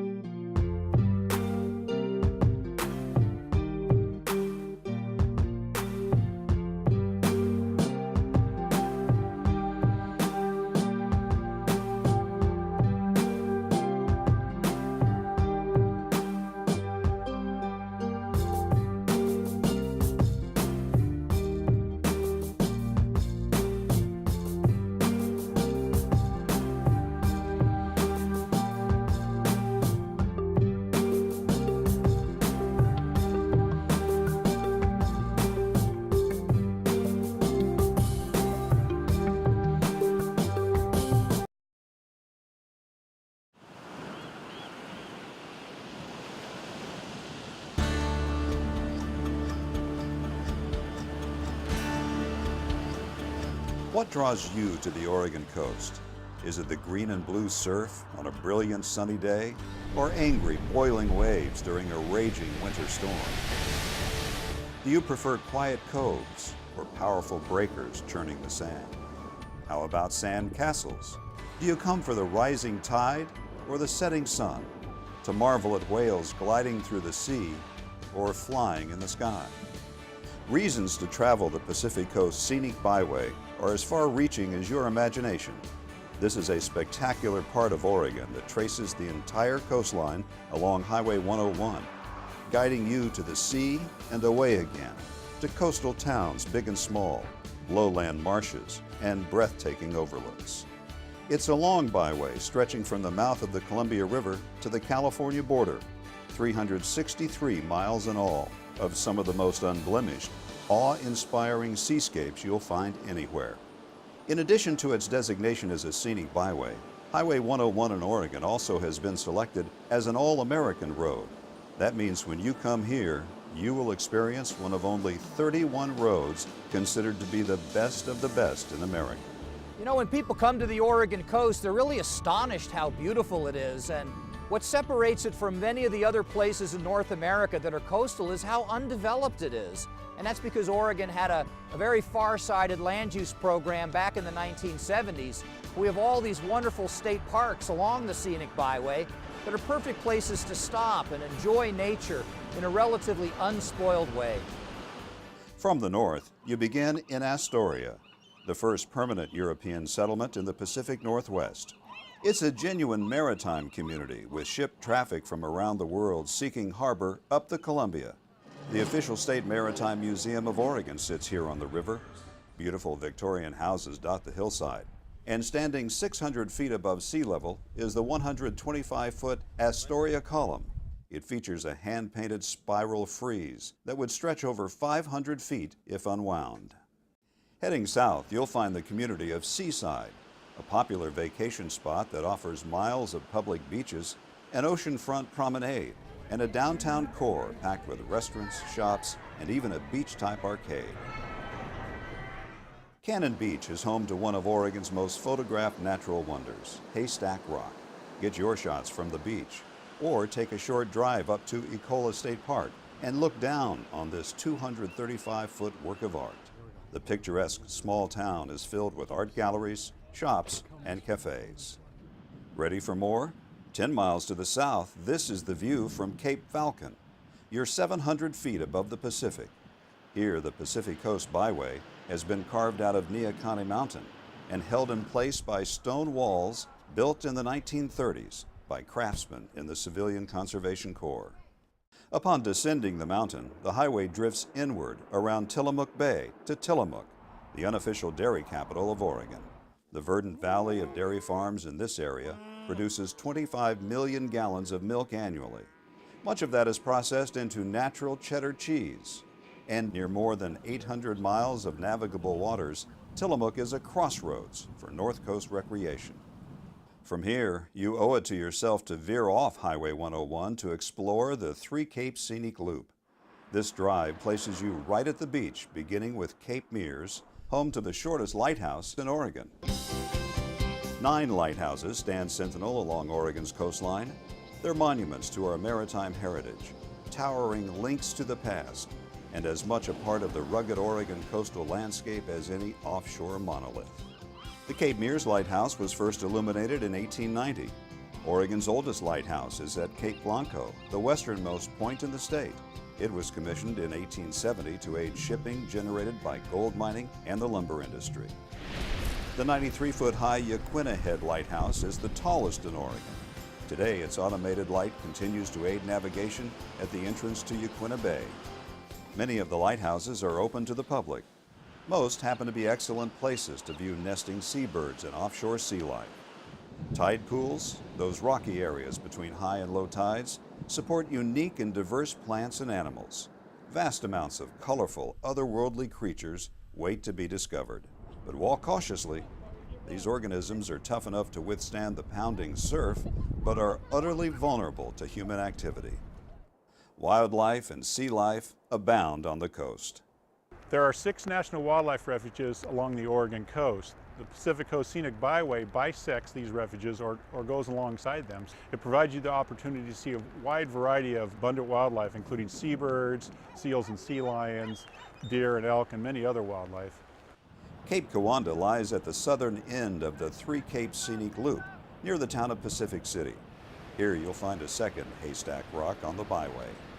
Hike up the dune to marvel at stunning views of sandstone formations as they turn yellow, gold, or even red in the changing sunlight. If your timing is right, you'll spot 1 or 2 of the dory fleets sprint onto the beach. If we wouldn't mind, please, quiet down in the hallway, please. Thank you. Next up will be 7A is the Emergency Ordinance Wolf Advisory Committee, Counsel Huttl. Thank you, Mr. Chair. So this is just brought back to you from direction from the last meeting, and we explored having a wolf advisory committee with Coos County. I think the state said we couldn't do that, so we have to form our own, and what this will do is this will establish our wolf advisory committee and the program that they will administer to allow people whose livestock is damaged by wolves to claim for compensation. And once we do this, then the committee will just kind of shore up our rules, and we can submit a request to the state for funding to compensate folks, and we have to commit 10%. And this is at board direction, so I don't have any other questions unless the board has any questions. I have none. So the county has to pay 10% of whatever the damages are? We have a 10% match on the funds from the state on the wolf depredation. Okay, but those funds would go to the ranchers, Yes. is that correct? Commissioner Boice? Sad to hear that, because I've never read that. Completely unaware, so thank you, Counsel Huttl. Clarify for me again where that money would come from for the county, just out of, what's your thoughts there? You know, I think we'd get a recommendation from the committee of where it would come from, but in general, it would be general fund. So I don't, maybe there's, the livestock owners claiming damage have to submit an application to recover, but the fees, if we charge that, they just come from the board. The board would just set them aside. There'd be general fund. So really it'd just come from wherever the board found the money. It's really a question for the finance director or county accountant. Thank you again. Could we set up some sort of administrative fee on these claims so that county's not? No, because, well, maybe. So in other words, and maybe just funding the staff is 10% of the program. We have to fund 10% of the program. Whether that's the reimbursement part of it or the administrative part of it, I think those details have to get worked out with the state. All right, so we have anything further? Remind me again how many members that we would be required to have.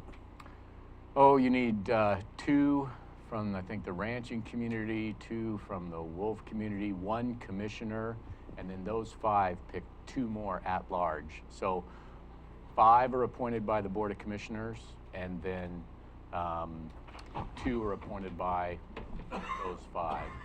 And what we're doing now is we're establishing the committee, and then once a committee gets established, then the board solicits applications and appoints the applications. I don't think we have any applicants to appoint. We're just setting up the, just setting up the framework to carry it all out. I move that we make a motion, Mr. Chair, that we proceed with the Wolf Advisory Committee specific to Curry County. Thank you. Is there a second? I'll second that. Further discussion? Roll, please. Commissioner Gold. Aye. Vice Chair Boice. Yes. Chair Paasch. Yes. Motion carried unanimously. All right, next we're going to deal with 7B, Ordinance Amending Article 5, Division 1 of Parks Regulations.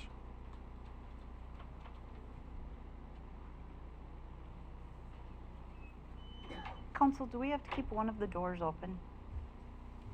Unlocked. Okay. So noted. Okay. Josh Hopkins, Curry County Parks Director. So right now we had a board workshop on 5/8/19. There was a board consensus to adopt amendments to Article 5, Division 1, reference to park regulations. And that was recommended to be adopted as an emergency ordinance at the 5/22/19 business meeting. That's what's in front of everyone right now. If there's no further questions or comments on it, I suggest adoption. Commissioner Gold? I'm going to make the motion to adopt the emergency ordinance amending Article 5, Division 1 of Park Regulations. Second? Second, Mr. Chair. Further discussion? Roll, please. Commissioner Gold. Aye. Vice Chair Boice. Yes. Chair Paasch. Aye. Motion carried unanimously. Thank you. Next, we're going to deal with 7E, reimbursement of litigation, legal fees, and state court costs. Commissioner Boice. Do you want to do D first? Oh, I'm sorry. I'm sorry. I skipped that. Yeah, I had it marked for the other one. Yes, we're going to deal with 7D, community development reorganization. Ms. Schmelzer. Okay, so I was asked to bring forward a org chart incorporating some of the other community development related departments into community development. So that's what I've done before you. I do have a revised one where it does show that there is a liaison assigned to the department and that they are right next door or equivalent to the community development director. Some of the benefits of this, of course, is having, one of the biggest benefits is having access to admin staff. So rather than each department need admin staff or have directors doing the admin work, they actually have access to admin staff.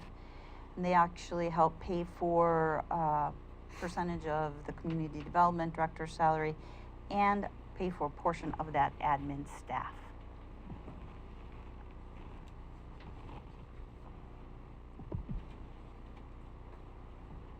Commissioner Gold? How do the people who are being changed around in departments, have you talked to them about the process here, or everybody's in favor of it? So the only one that I did not talk to was the county surveyor because he was leaving, but I did talk to his secretary. I did let all the departments know. I specifically did ask emergency management and code enforcement about whether they would find it advantageous to have access to clerical staff. And they did like the idea of having access to Okay, so that's the staff. big benefit to them. Yes. And then what's going to happen, correct me if I'm wrong, their budget is going to change a bit because part of their budget is going to go towards administrative fees, correct? Right. And they totally understood that. They understand that a portion is going to have to pay. Okay. Yeah. Everyone I've spoken to about this was in favor of it as well. Okay. So I make a motion. Mr. Chair. Commissioner Boice. The top there on the organizational chart probably should read Commissioner Liaison or Liaison Commissioner, either way. Also, one more quick note, Mr. Chair. On the Code Enforcement Division, I'm going to keep lobbying for an additional, even a half-time second code enforcement officer as we move forward and we inventory so many aspects of things we need to overcome in the county. Building without permits, etc. And then I want to highlight, yes, having staff available to these department leaders will save us money. And I will volunteer to be that liaison. I am the liaison, sir. Oh, you are? Oh, yes. I didn't know that. Well, I'm surprised, but that's okay. Actually, this I is- used to be the liaison to code enforcement, but I guess I no longer am. Plus, I'm so. saying because this is breaking up, I thought there would be a new liaison to it. Well, I've been involved in, yeah, I'm not going to say anymore. Thank you, Mr. Chair.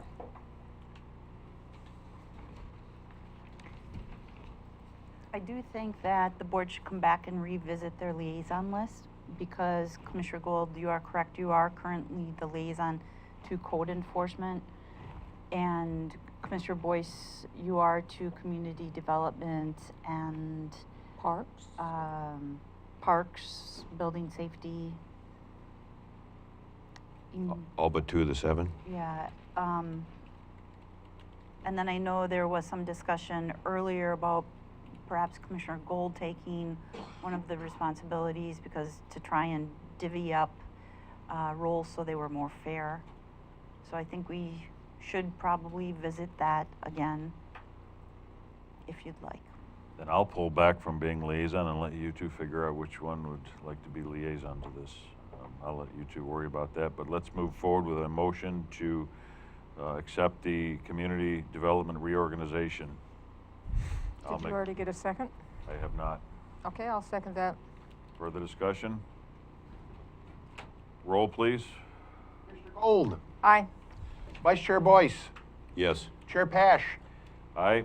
Motion carried unanimously. 7E, reimbursement of litigation, legal fees, and state court costs. Commissioner Boice. Well, it's all been said. I don't have much else to offer. I've donated close to, I don't know, 35, 40,000 back to the county through reduced salary, through, it's all in the documents, through travel that I felt like I had no option of ignoring. So that's all I have, Mr. Chair. If you'll give me just a minute to get through this packet, I have not finished looking at all of it. I looked at some of it.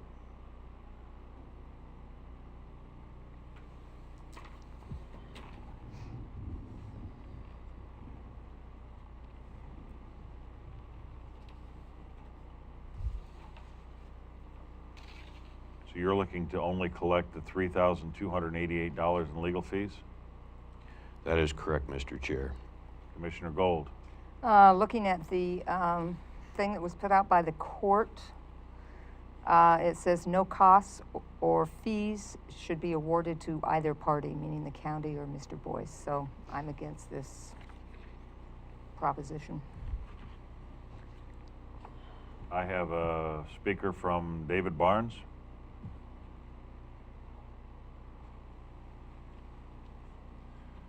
David Barnes. I thought this was all over with too. I thought this had gone away and we were moving forward. I don't know how many hundreds of hours I spent on this matter last year. And like I said, I thought it was over with. As Commissioner Gold just pointed out, the court ruled on this already. I don't think it's right for you to overturn their decision or set aside their decision and go ahead and make an award on this matter. The courts already have decided, and I wish you would just let that stand. You know, I'll just leave it at that. Thank you. Mr. Chair, our position was not to ask the judge for reimbursement.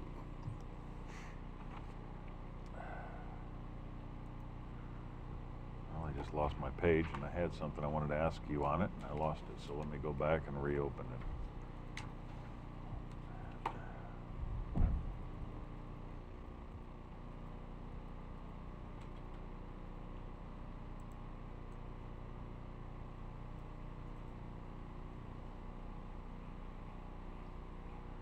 There are several pages here on your packet that you put in. My question was on the last page of that, if I can get to it. I'm sorry, not the last page, it's the second last page. To the Curry County Budget Committee, Commissioner travel, personal travel by Court Boice in 2017-18. This is not included in any of this then, correct? Not in the 3,200 litigation fees and attorney fees. That is correct, Mr. Chair. My question on this is that why has it taken so long to get this put in? Here we are almost to June. This was from last year, and I remember Steve Byerlin and Mr. Barnes helping with this. I remember them being at my table in my home and conversations about this came up, and the legal expenses at that point were talked about, and I don't know why it took till May to get this put in. We did enact, I'm not sure, I think it was about 2 months ago, a new travel policy. which required a 30-day turn-in date for any bills or receipts that would be due from any trips that we took. And I would imagine that this would fall into those kind of a thing. So I guess it just concerns me that this was the timeliness of this, as well as the action on it from the court failing to award attorney's fees on this. And I know you stated that you didn't ask for attorney's fees, but a lot of times in litigation, judges will automatically award attorney's fees on things that they feel it's necessary. With that said, do I have a motion?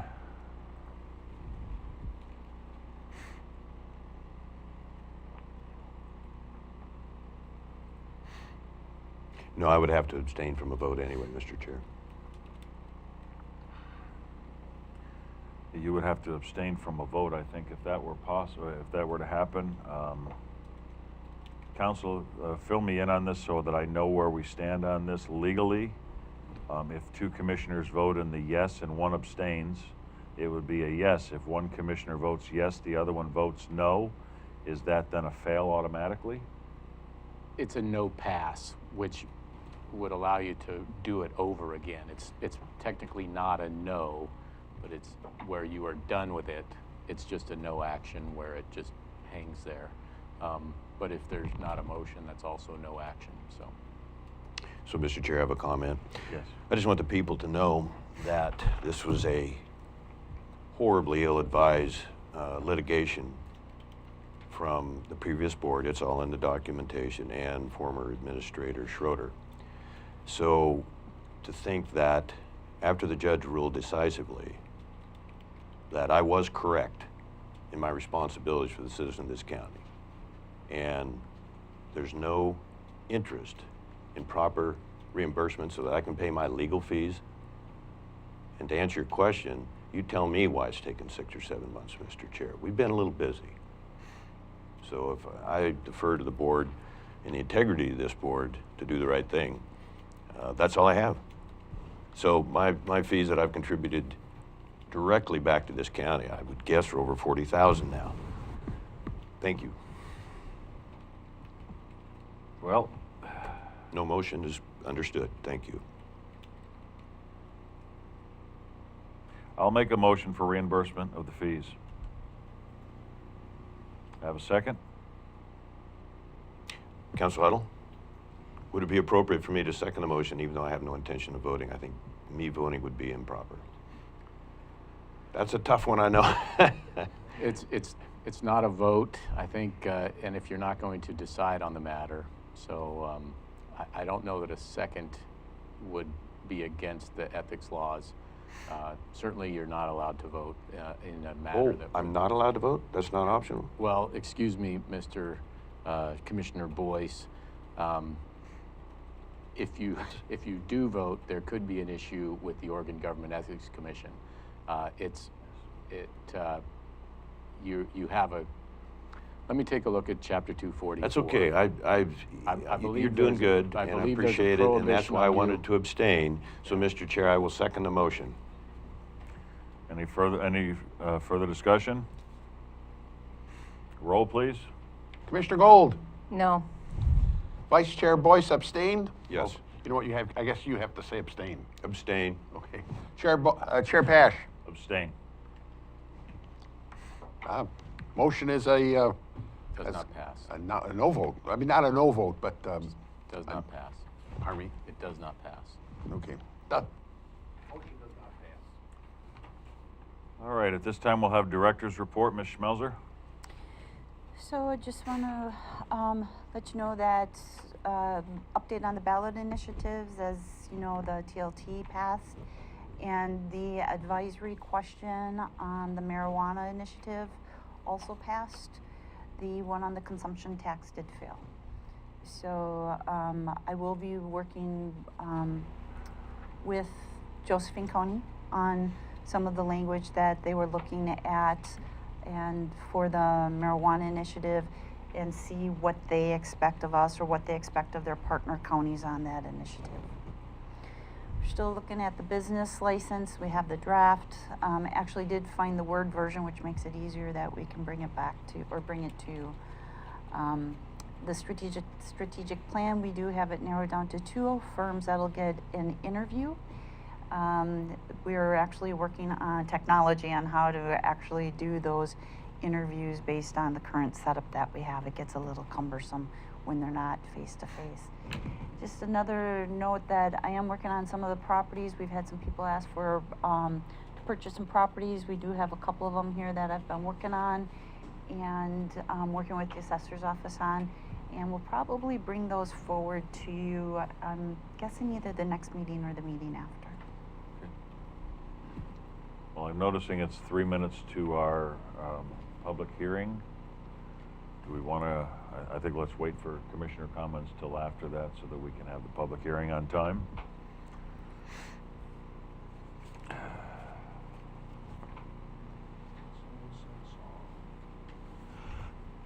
So ordered, Mr. Barnes, go ahead.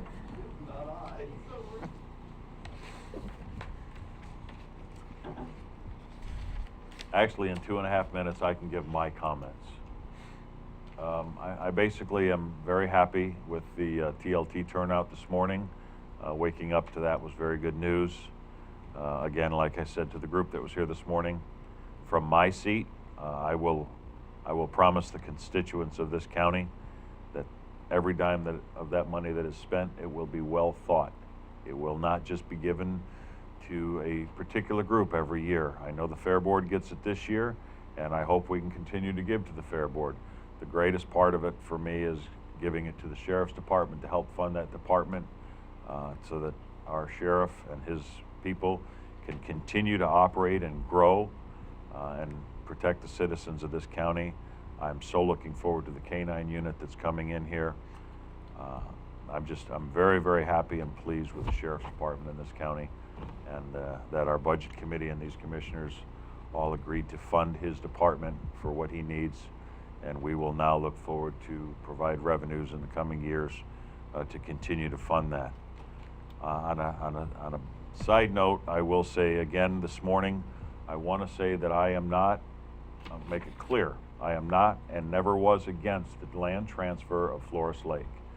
I have always, Ms. Valasis will tell you all, since the beginning, I met her last year, long before I was elected, and I told her that I was absolutely for transferring that property and continuing it in perpetuity as a conservation or as a conserved piece of property. My problem with the deal today is I do not feel that the constituents of this county got a fair shake on their revenue that could be generated from a different deal. I think that the piece of land that we've got and the restrictions that are on it, it is basically a useless piece of property to this county. And other than cutting the timber off of it, we will never gain a value for it.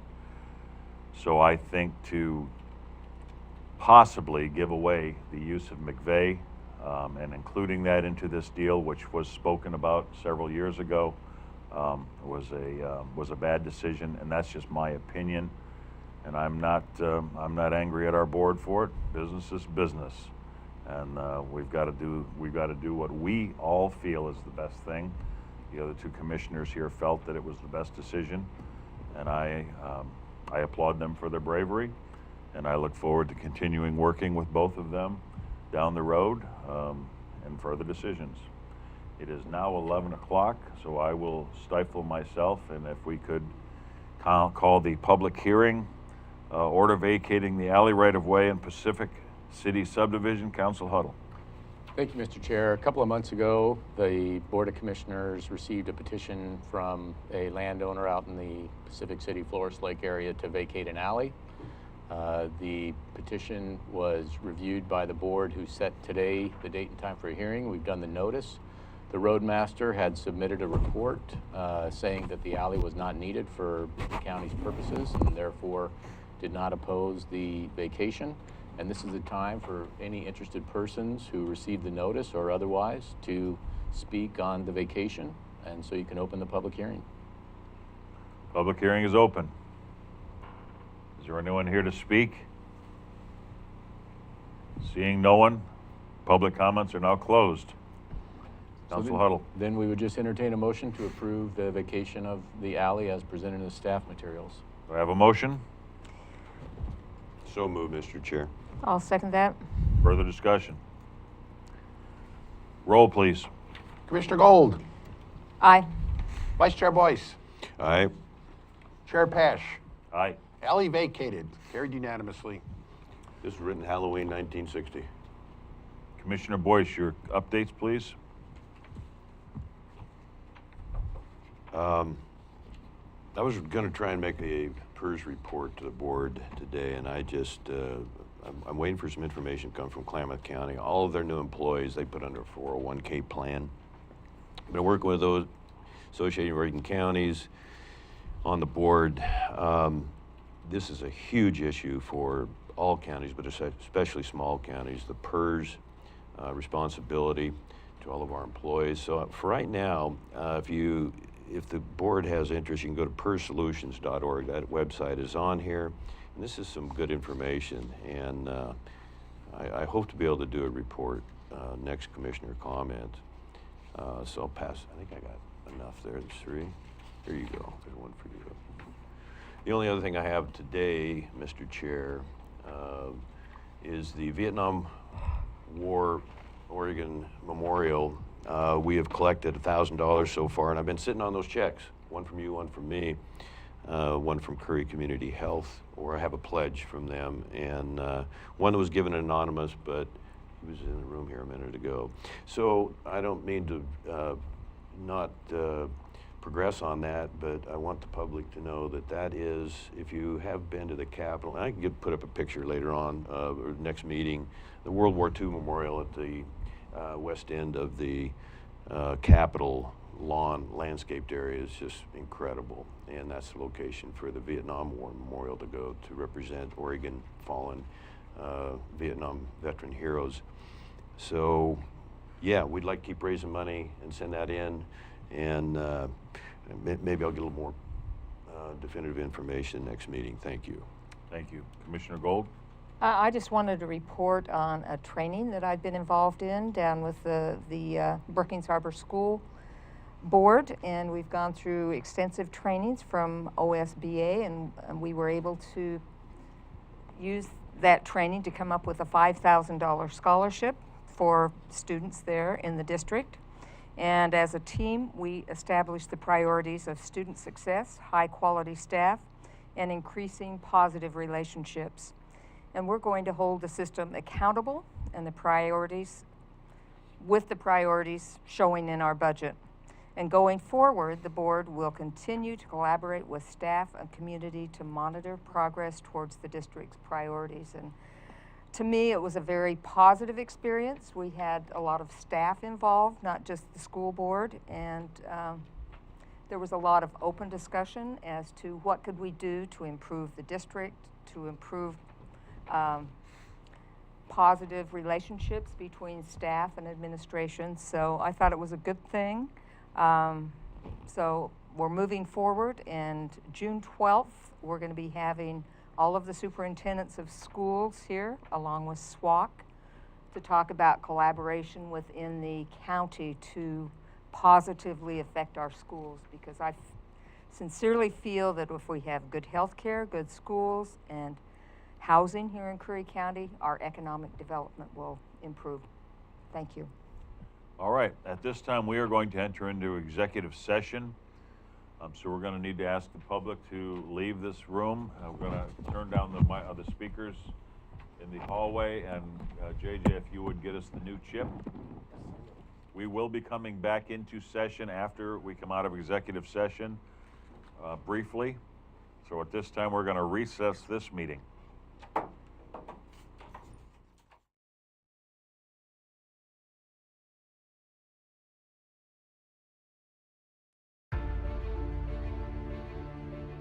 If yours is the next big idea, and you need the right place to fine-tune it, build it, launch it, if you're only your best when you can play more than you work, if inspiration comes from the outside, you belong in Curry County.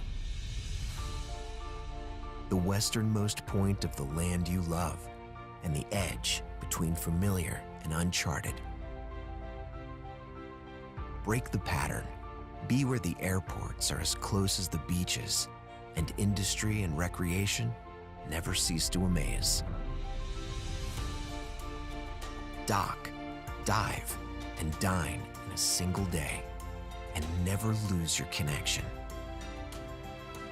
This is the threshold of the West.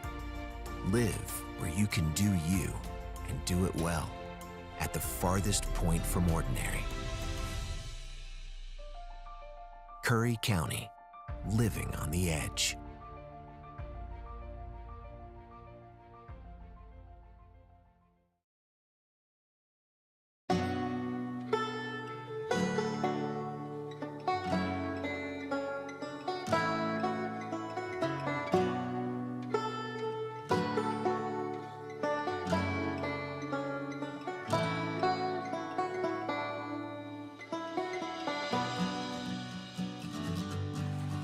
One of the things I really appreciate about our entire region is that we embrace who we are, and I think that's what unifies us.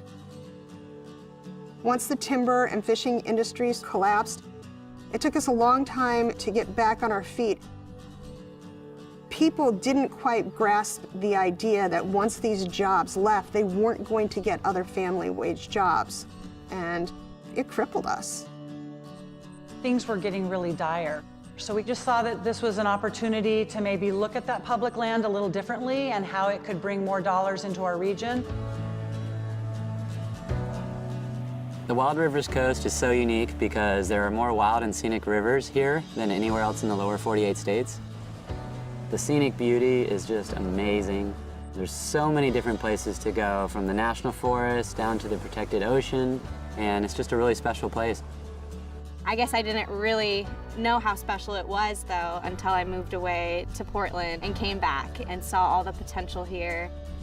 We're uncrowded, we're unspoiled, and we're a little difficult to get to, but my God, once you come here, you fall in love. We just thought if we could pull people to come into this Wild Rivers Coast and stay longer and explore a little farther into our backcountry, there was a lot of opportunities for them to experience. I think our whole future is at stake here. This area is ready to go. We just need to give it a little kick in the butt.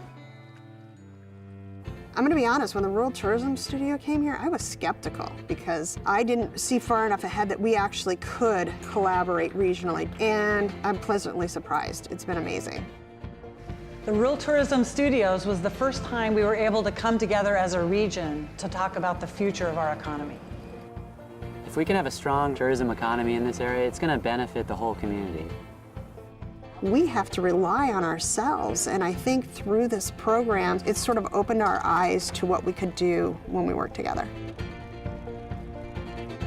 Community leaders really focused on 3 areas: outdoor recreation, food and agricultural tourism, and really building community relationships. In our area, a lot of the food that's grown all gets shipped away. And so now we're realizing that we can capture some of that local food that's grown here. The Eat Fresh and Local Action Team has hosted a series of networking events bringing together the area growers with the area vendors so that we could have more local food available to the visitors to our area. And now we're seeing more local food in our grocery stores, in our restaurants, and we have a new local food co-op. We created a farm trail from Bandon to Port Orford. We did 9 U-pick farms, and it just gained traction, and people loved it.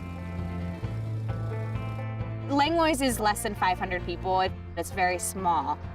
So we have to bring in tourists. And being on the farm trail, even though it's just beginning, has really helped do that.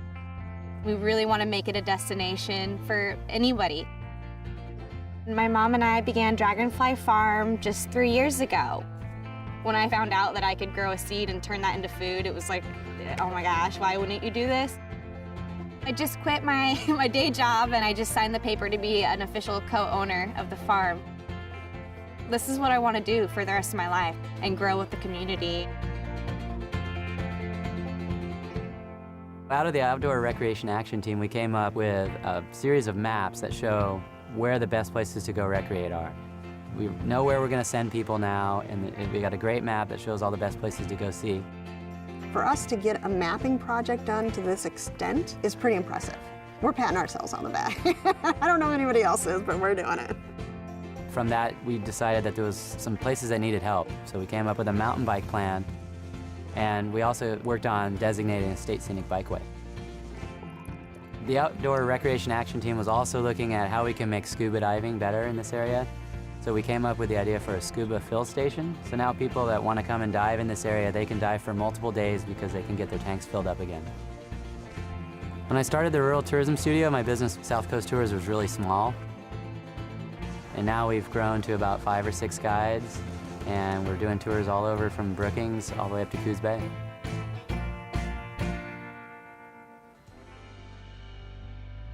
Overall, tourism is on the rise here. We've had a bang-up last 2 years, and it's like a breath of fresh air down here.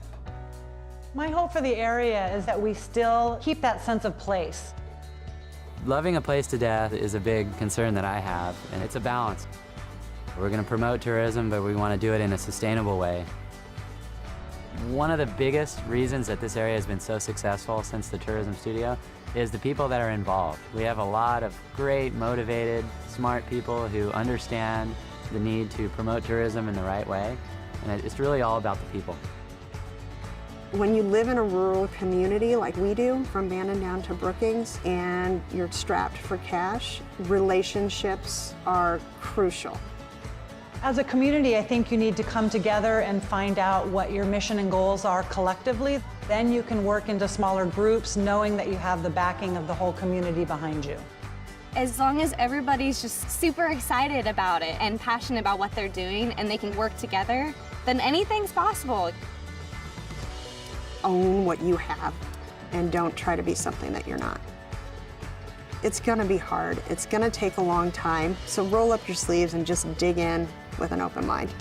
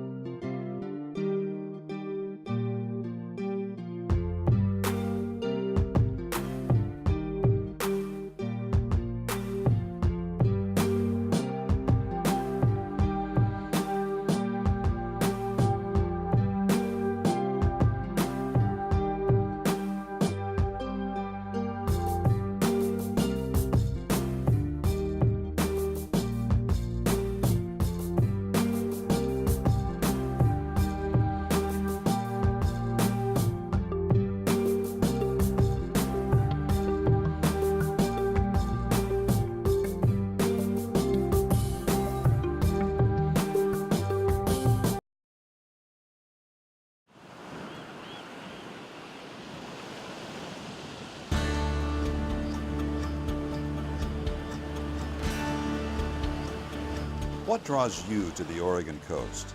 Is it the green and blue surf on a brilliant sunny day, or angry, boiling waves during a raging winter storm? Do you prefer quiet coves or powerful breakers churning the sand? How about sand castles? Do you come for the rising tide or the setting sun? to marvel at whales gliding through the sea or flying in the sky. Reasons to travel the Pacific Coast Scenic Byway are as far-reaching as your imagination.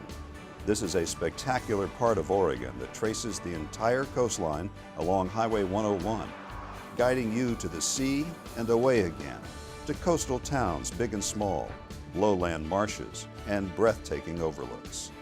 It's a long byway stretching from the mouth of the Columbia River to the California border, 363 miles in all, of some of the most unblemished, awe-inspiring seascapes you'll find anywhere. In addition to its designation as a scenic byway, Highway 101 in Oregon also has been selected as an all-American road. That means when you come here, you will experience one of only 31 roads considered to be the best of the best in America.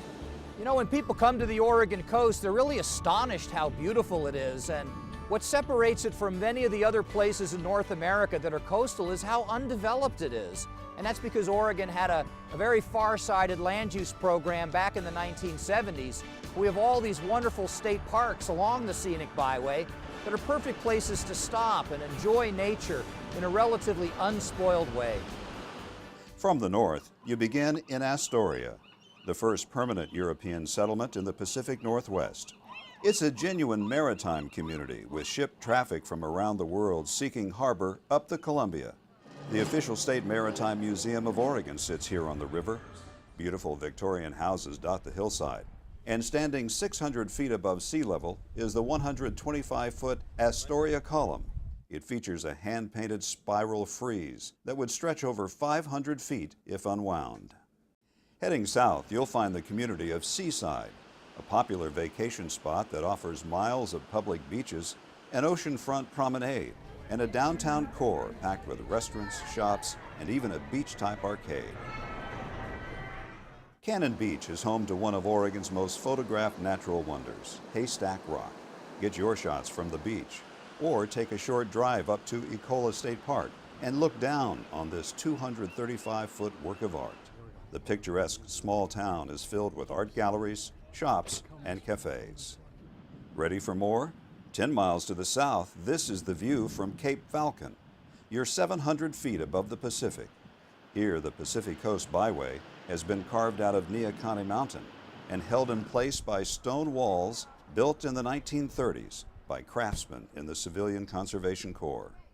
Upon descending the mountain, the highway drifts inward around Tillamook Bay to Tillamook, the unofficial dairy capital of Oregon. The verdant valley of dairy farms in this area produces 25 million gallons of milk annually. Much of that is processed into natural cheddar cheese. And near more than 800 miles of navigable waters, Tillamook is a crossroads for North Coast recreation. From here, you owe it to yourself to veer off Highway 101 to explore the Three Capes Scenic Loop. This drive places you right at the beach, beginning with Cape Mears, home to the shortest lighthouse in Oregon. 9 lighthouses stand sentinel along Oregon's coastline. They're monuments to our maritime heritage, towering links to the past, and as much a part of the rugged Oregon coastal landscape as any offshore monolith. The Cape Mears Lighthouse was first illuminated in 1890. Oregon's oldest lighthouse is at Cape Blanco, the westernmost point in the state. It was commissioned in 1870 to aid shipping generated by gold mining and the lumber industry. The 93-foot-high Yaquina Head Lighthouse is the tallest in Oregon. Today, its automated light continues to aid navigation at the entrance to Yaquina Bay. Many of the lighthouses are open to the public. Most happen to be excellent places to view nesting seabirds and offshore sea life. Tide pools, those rocky areas between high and low tides, support unique and diverse plants and animals. Vast amounts of colorful, otherworldly creatures wait to be discovered. But walk cautiously. These organisms are tough enough to withstand the pounding surf, but are utterly vulnerable to human activity. Wildlife and sea life abound on the coast. There are 6 national wildlife refuges along the Oregon coast. The Pacific Coast Scenic Byway bisects these refuges or goes alongside them. It provides you the opportunity to see a wide variety of abundant wildlife, including seabirds, seals and sea lions, deer and elk, and many other wildlife. Cape Kiwanda lies at the southern end of the Three Capes Scenic Loop, near the town of Pacific City. Here you'll find a second haystack rock on the byway. Hike up the dune to marvel at stunning views of sandstone formations as they turn yellow, gold, or even red in the changing sunlight. If your timing is right, you'll spot one or two of the dory fleet sprint onto the beach after a day of fishing. How's this for a dinner setting? Restaurants along the Pacific Coast Scenic Byway accommodate just about any taste. Many serve an ocean view with every meal. Up and down the coast, you'll find seafood, of course, but don't limit yourself just because you're by the water. The Central Coast begins around Lincoln City, which is one of the larger communities on the byway. It has a reputation for being windy and was recognized by Kite Lines magazine as the best place to fly a kite in North America. It was incorporated from several small towns and as a result offers a sandy beach that is 7.5 miles long. A number of small state parks lie nestled along the ocean between Lincoln City and Newport. Stop, get out of your car, and take in the commanding views that are there, right next to your all-American road. Depot Bay boasts the world's smallest navigable harbor, 6 square acres in all. A seawall runs the length of the downtown, so everywhere you go, you're rewarded with a dramatic view of the Pacific. It's considered Oregon's whale-watching capital, with thousands making their way past Oregon each fall and spring. Fishing and whale-watching excursions regularly set sail from this little harbor. Leaving Depot Bay, you'll soon find yourself at Cape Foulweather, a basalt outcropping that looms 500 feet above the water. It was here, in 1778, British Captain James Cook first sighted the mainland of North America on the Pacific coast. A fierce storm that almost put an end to his expedition earned this rugged stretch of coastline its name. Coastal weather can change by the hour. You will find a lot of wet days, but rain can become blue sky with white clouds in an afternoon. Mist kissing the headlands burns away, or storms can last for days. Some people come for those storms. Whether you find sunbursts of happiness or cloud cover like a quilt, there's always a reason to come back. Like Lincoln City, Newport is one of the larger towns on the byway. The historic bayfront on the north side of Yaquina Bay hosts one of Oregon's largest commercial fishing fleets. It has a busy, genuine working waterfront feel, with fish plants and boats coming and going from as far away as Alaska. On the south side of the bay is the Oregon Coast Aquarium. Share waters beneath the ocean with sharks and rays. And don't miss the sea otters at mealtime. Now, all 4 of our otters were rescued otters. They were found out in the wild. For the next 50 miles, your trip along Highway 101 hugs the coast. Many more state parks offer opportunities to stop and take in outstanding vistas, crashing waves, and offshore rock formations. 2 small towns of note are Waldport and Yachats. Waldport sits on Alsea Bay, where fishing, clamming, and crabbing are popular. The 40-mile stretch south of Waldport marks steep headlands, jagged volcanic outcrops, and jaw-dropping scenery, the rugged edge of the Oregon coast. Yachats is a quiet, unhurried artist town just a couple of miles north of Cape Perpetua. Drive to the top of this bluff, and you'll be 800 feet above the water. On a clear day, you can see 70 miles of Oregon coastline. Drive past Heceta Head Lighthouse to the Sea Lion Caves. A quick elevator ride 200 feet down puts you in America's largest sea cave, the year-round home of wild stellar sea lions. Rugged cliffs give way to graceful beaches as you approach Florence. In the spring, be on the lookout for wild rhododendrons along the roadsides. Similar to Newport, you'll find an historic Old Town commercial district along the Siuslaw River. Florence is the gateway to the Oregon Dunes National Recreation Area, a 47-mile sandbox of wind-sculpted sand dunes towering 500 feet above sea level. These are the largest expanse of coastal sand dunes in North America. Reedsport is at the center of the Oregon Dunes, but you can do more than ride a dune buggy or motorcycle. A short 3 miles east of town on Highway 38, more than 100 Roosevelt elk reside at the Dean Creek Elk Viewing Area. Early mornings or just before dusk are the best times to photograph the herd. Paying homage to Oregon's timber heritage, Reedsport hosts an annual Chainsaw Sculpting Championship, a time to watch 3-dimensional artwork come to life right before your eyes. Mountains of sand continue at Winchester Bay. You'll also find an active marina here. It's a great place to try your hand at crabbing or take a charter for salmon or bottom fishing. The dunes end and you enter the coast's largest urban area at Coos Bay. It has the deepest natural harbor between Seattle and San Francisco. Foreign vessels sail under the massive McCullough Bridge.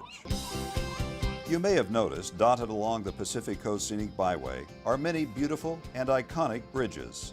The Megler Bridge in Astoria, Yaquina Bay Bridge in Newport, Alsea Bay Bridge in Waldport, Siuslaw River Bridge in Florence, and the magnificent McCullough Bridge in Coos Bay are works of art in their own right. Charleston is slightly off the byway at the mouth of the bay. It was once an old waterfront fishing village and has become a commercial and sport fishing center. From here, the Charleston to Bandon tour route offers another side trip off the byway. It's a wonderful way to explore a variety of natural Pacific Coast beauty in a number of settings: beaches, vistas, gardens, and more. Giant sea stacks, a tiny lighthouse, and an old town await you in Bandon. Do you like to golf? This remote area on the Oregon coast has not one, but 3 of the most stunning and challenging golf courses in the world. As you drive south of town, look for brilliant red bogs in the fall. You're passing through the cranberry capital of Oregon. After a trek through forests and farmlands, you'll reach Port Orford. The wild coast has begun. You're in the most westerly city in the continental United States, and you've reached some of the most awesome scenery on the byway. Here you can watch a fishing fleet launched by crane in one of only 6 dolly ports in the world. Port Orford covers less than 2 square miles. It's similar to many communities that call this all-American road home. Small in size, still with a lot to offer. Like Manzanita, with a vibrant business district and beautiful setting at the base of Neahkahnie Mountain. You can board a fishing charter out of Garibaldi, swim in freshwater lakes near Dune City, catch world-class windsurfing at Pistol River. There is little development from Port Orford to Gold Beach, outlet for the renowned Rogue River. Feel like going for a ride?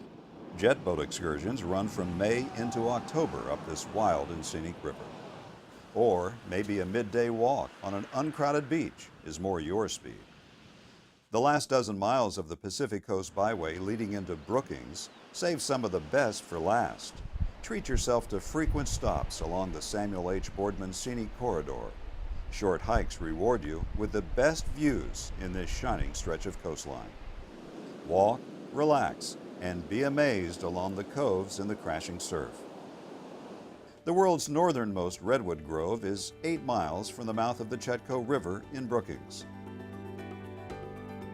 So, you've toured nature's finest art museum. You've dined elegantly, hung out with sea lions, unwound like you wish you could every day. What else is there to do? Step back in history near Astoria. Ride a horse along the waves near Florence. Pet a baby tiger near Bandon. Hike a trail, sample gourmet cheese, eat fresh-caught crab, watch a sunset. When you come to the Oregon coast and walk on the beaches or go to the headlands and go to the small coastal towns, you really can commune with nature, and you don't have huge numbers of people, but you're also able to take in one of America's last great unspoiled seascapes. So what draws you to the Oregon coast? What favorite places lure you back again and again? Each visit is different. The ocean, the sky, the light, and the experience always continue to amaze. Shouldn't you be there?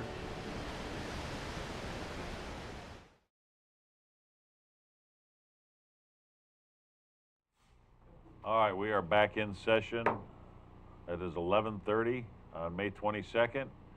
And coming out of executive session, staff is to proceed as directed. Is there anything further? Nope. This meeting's adjourned.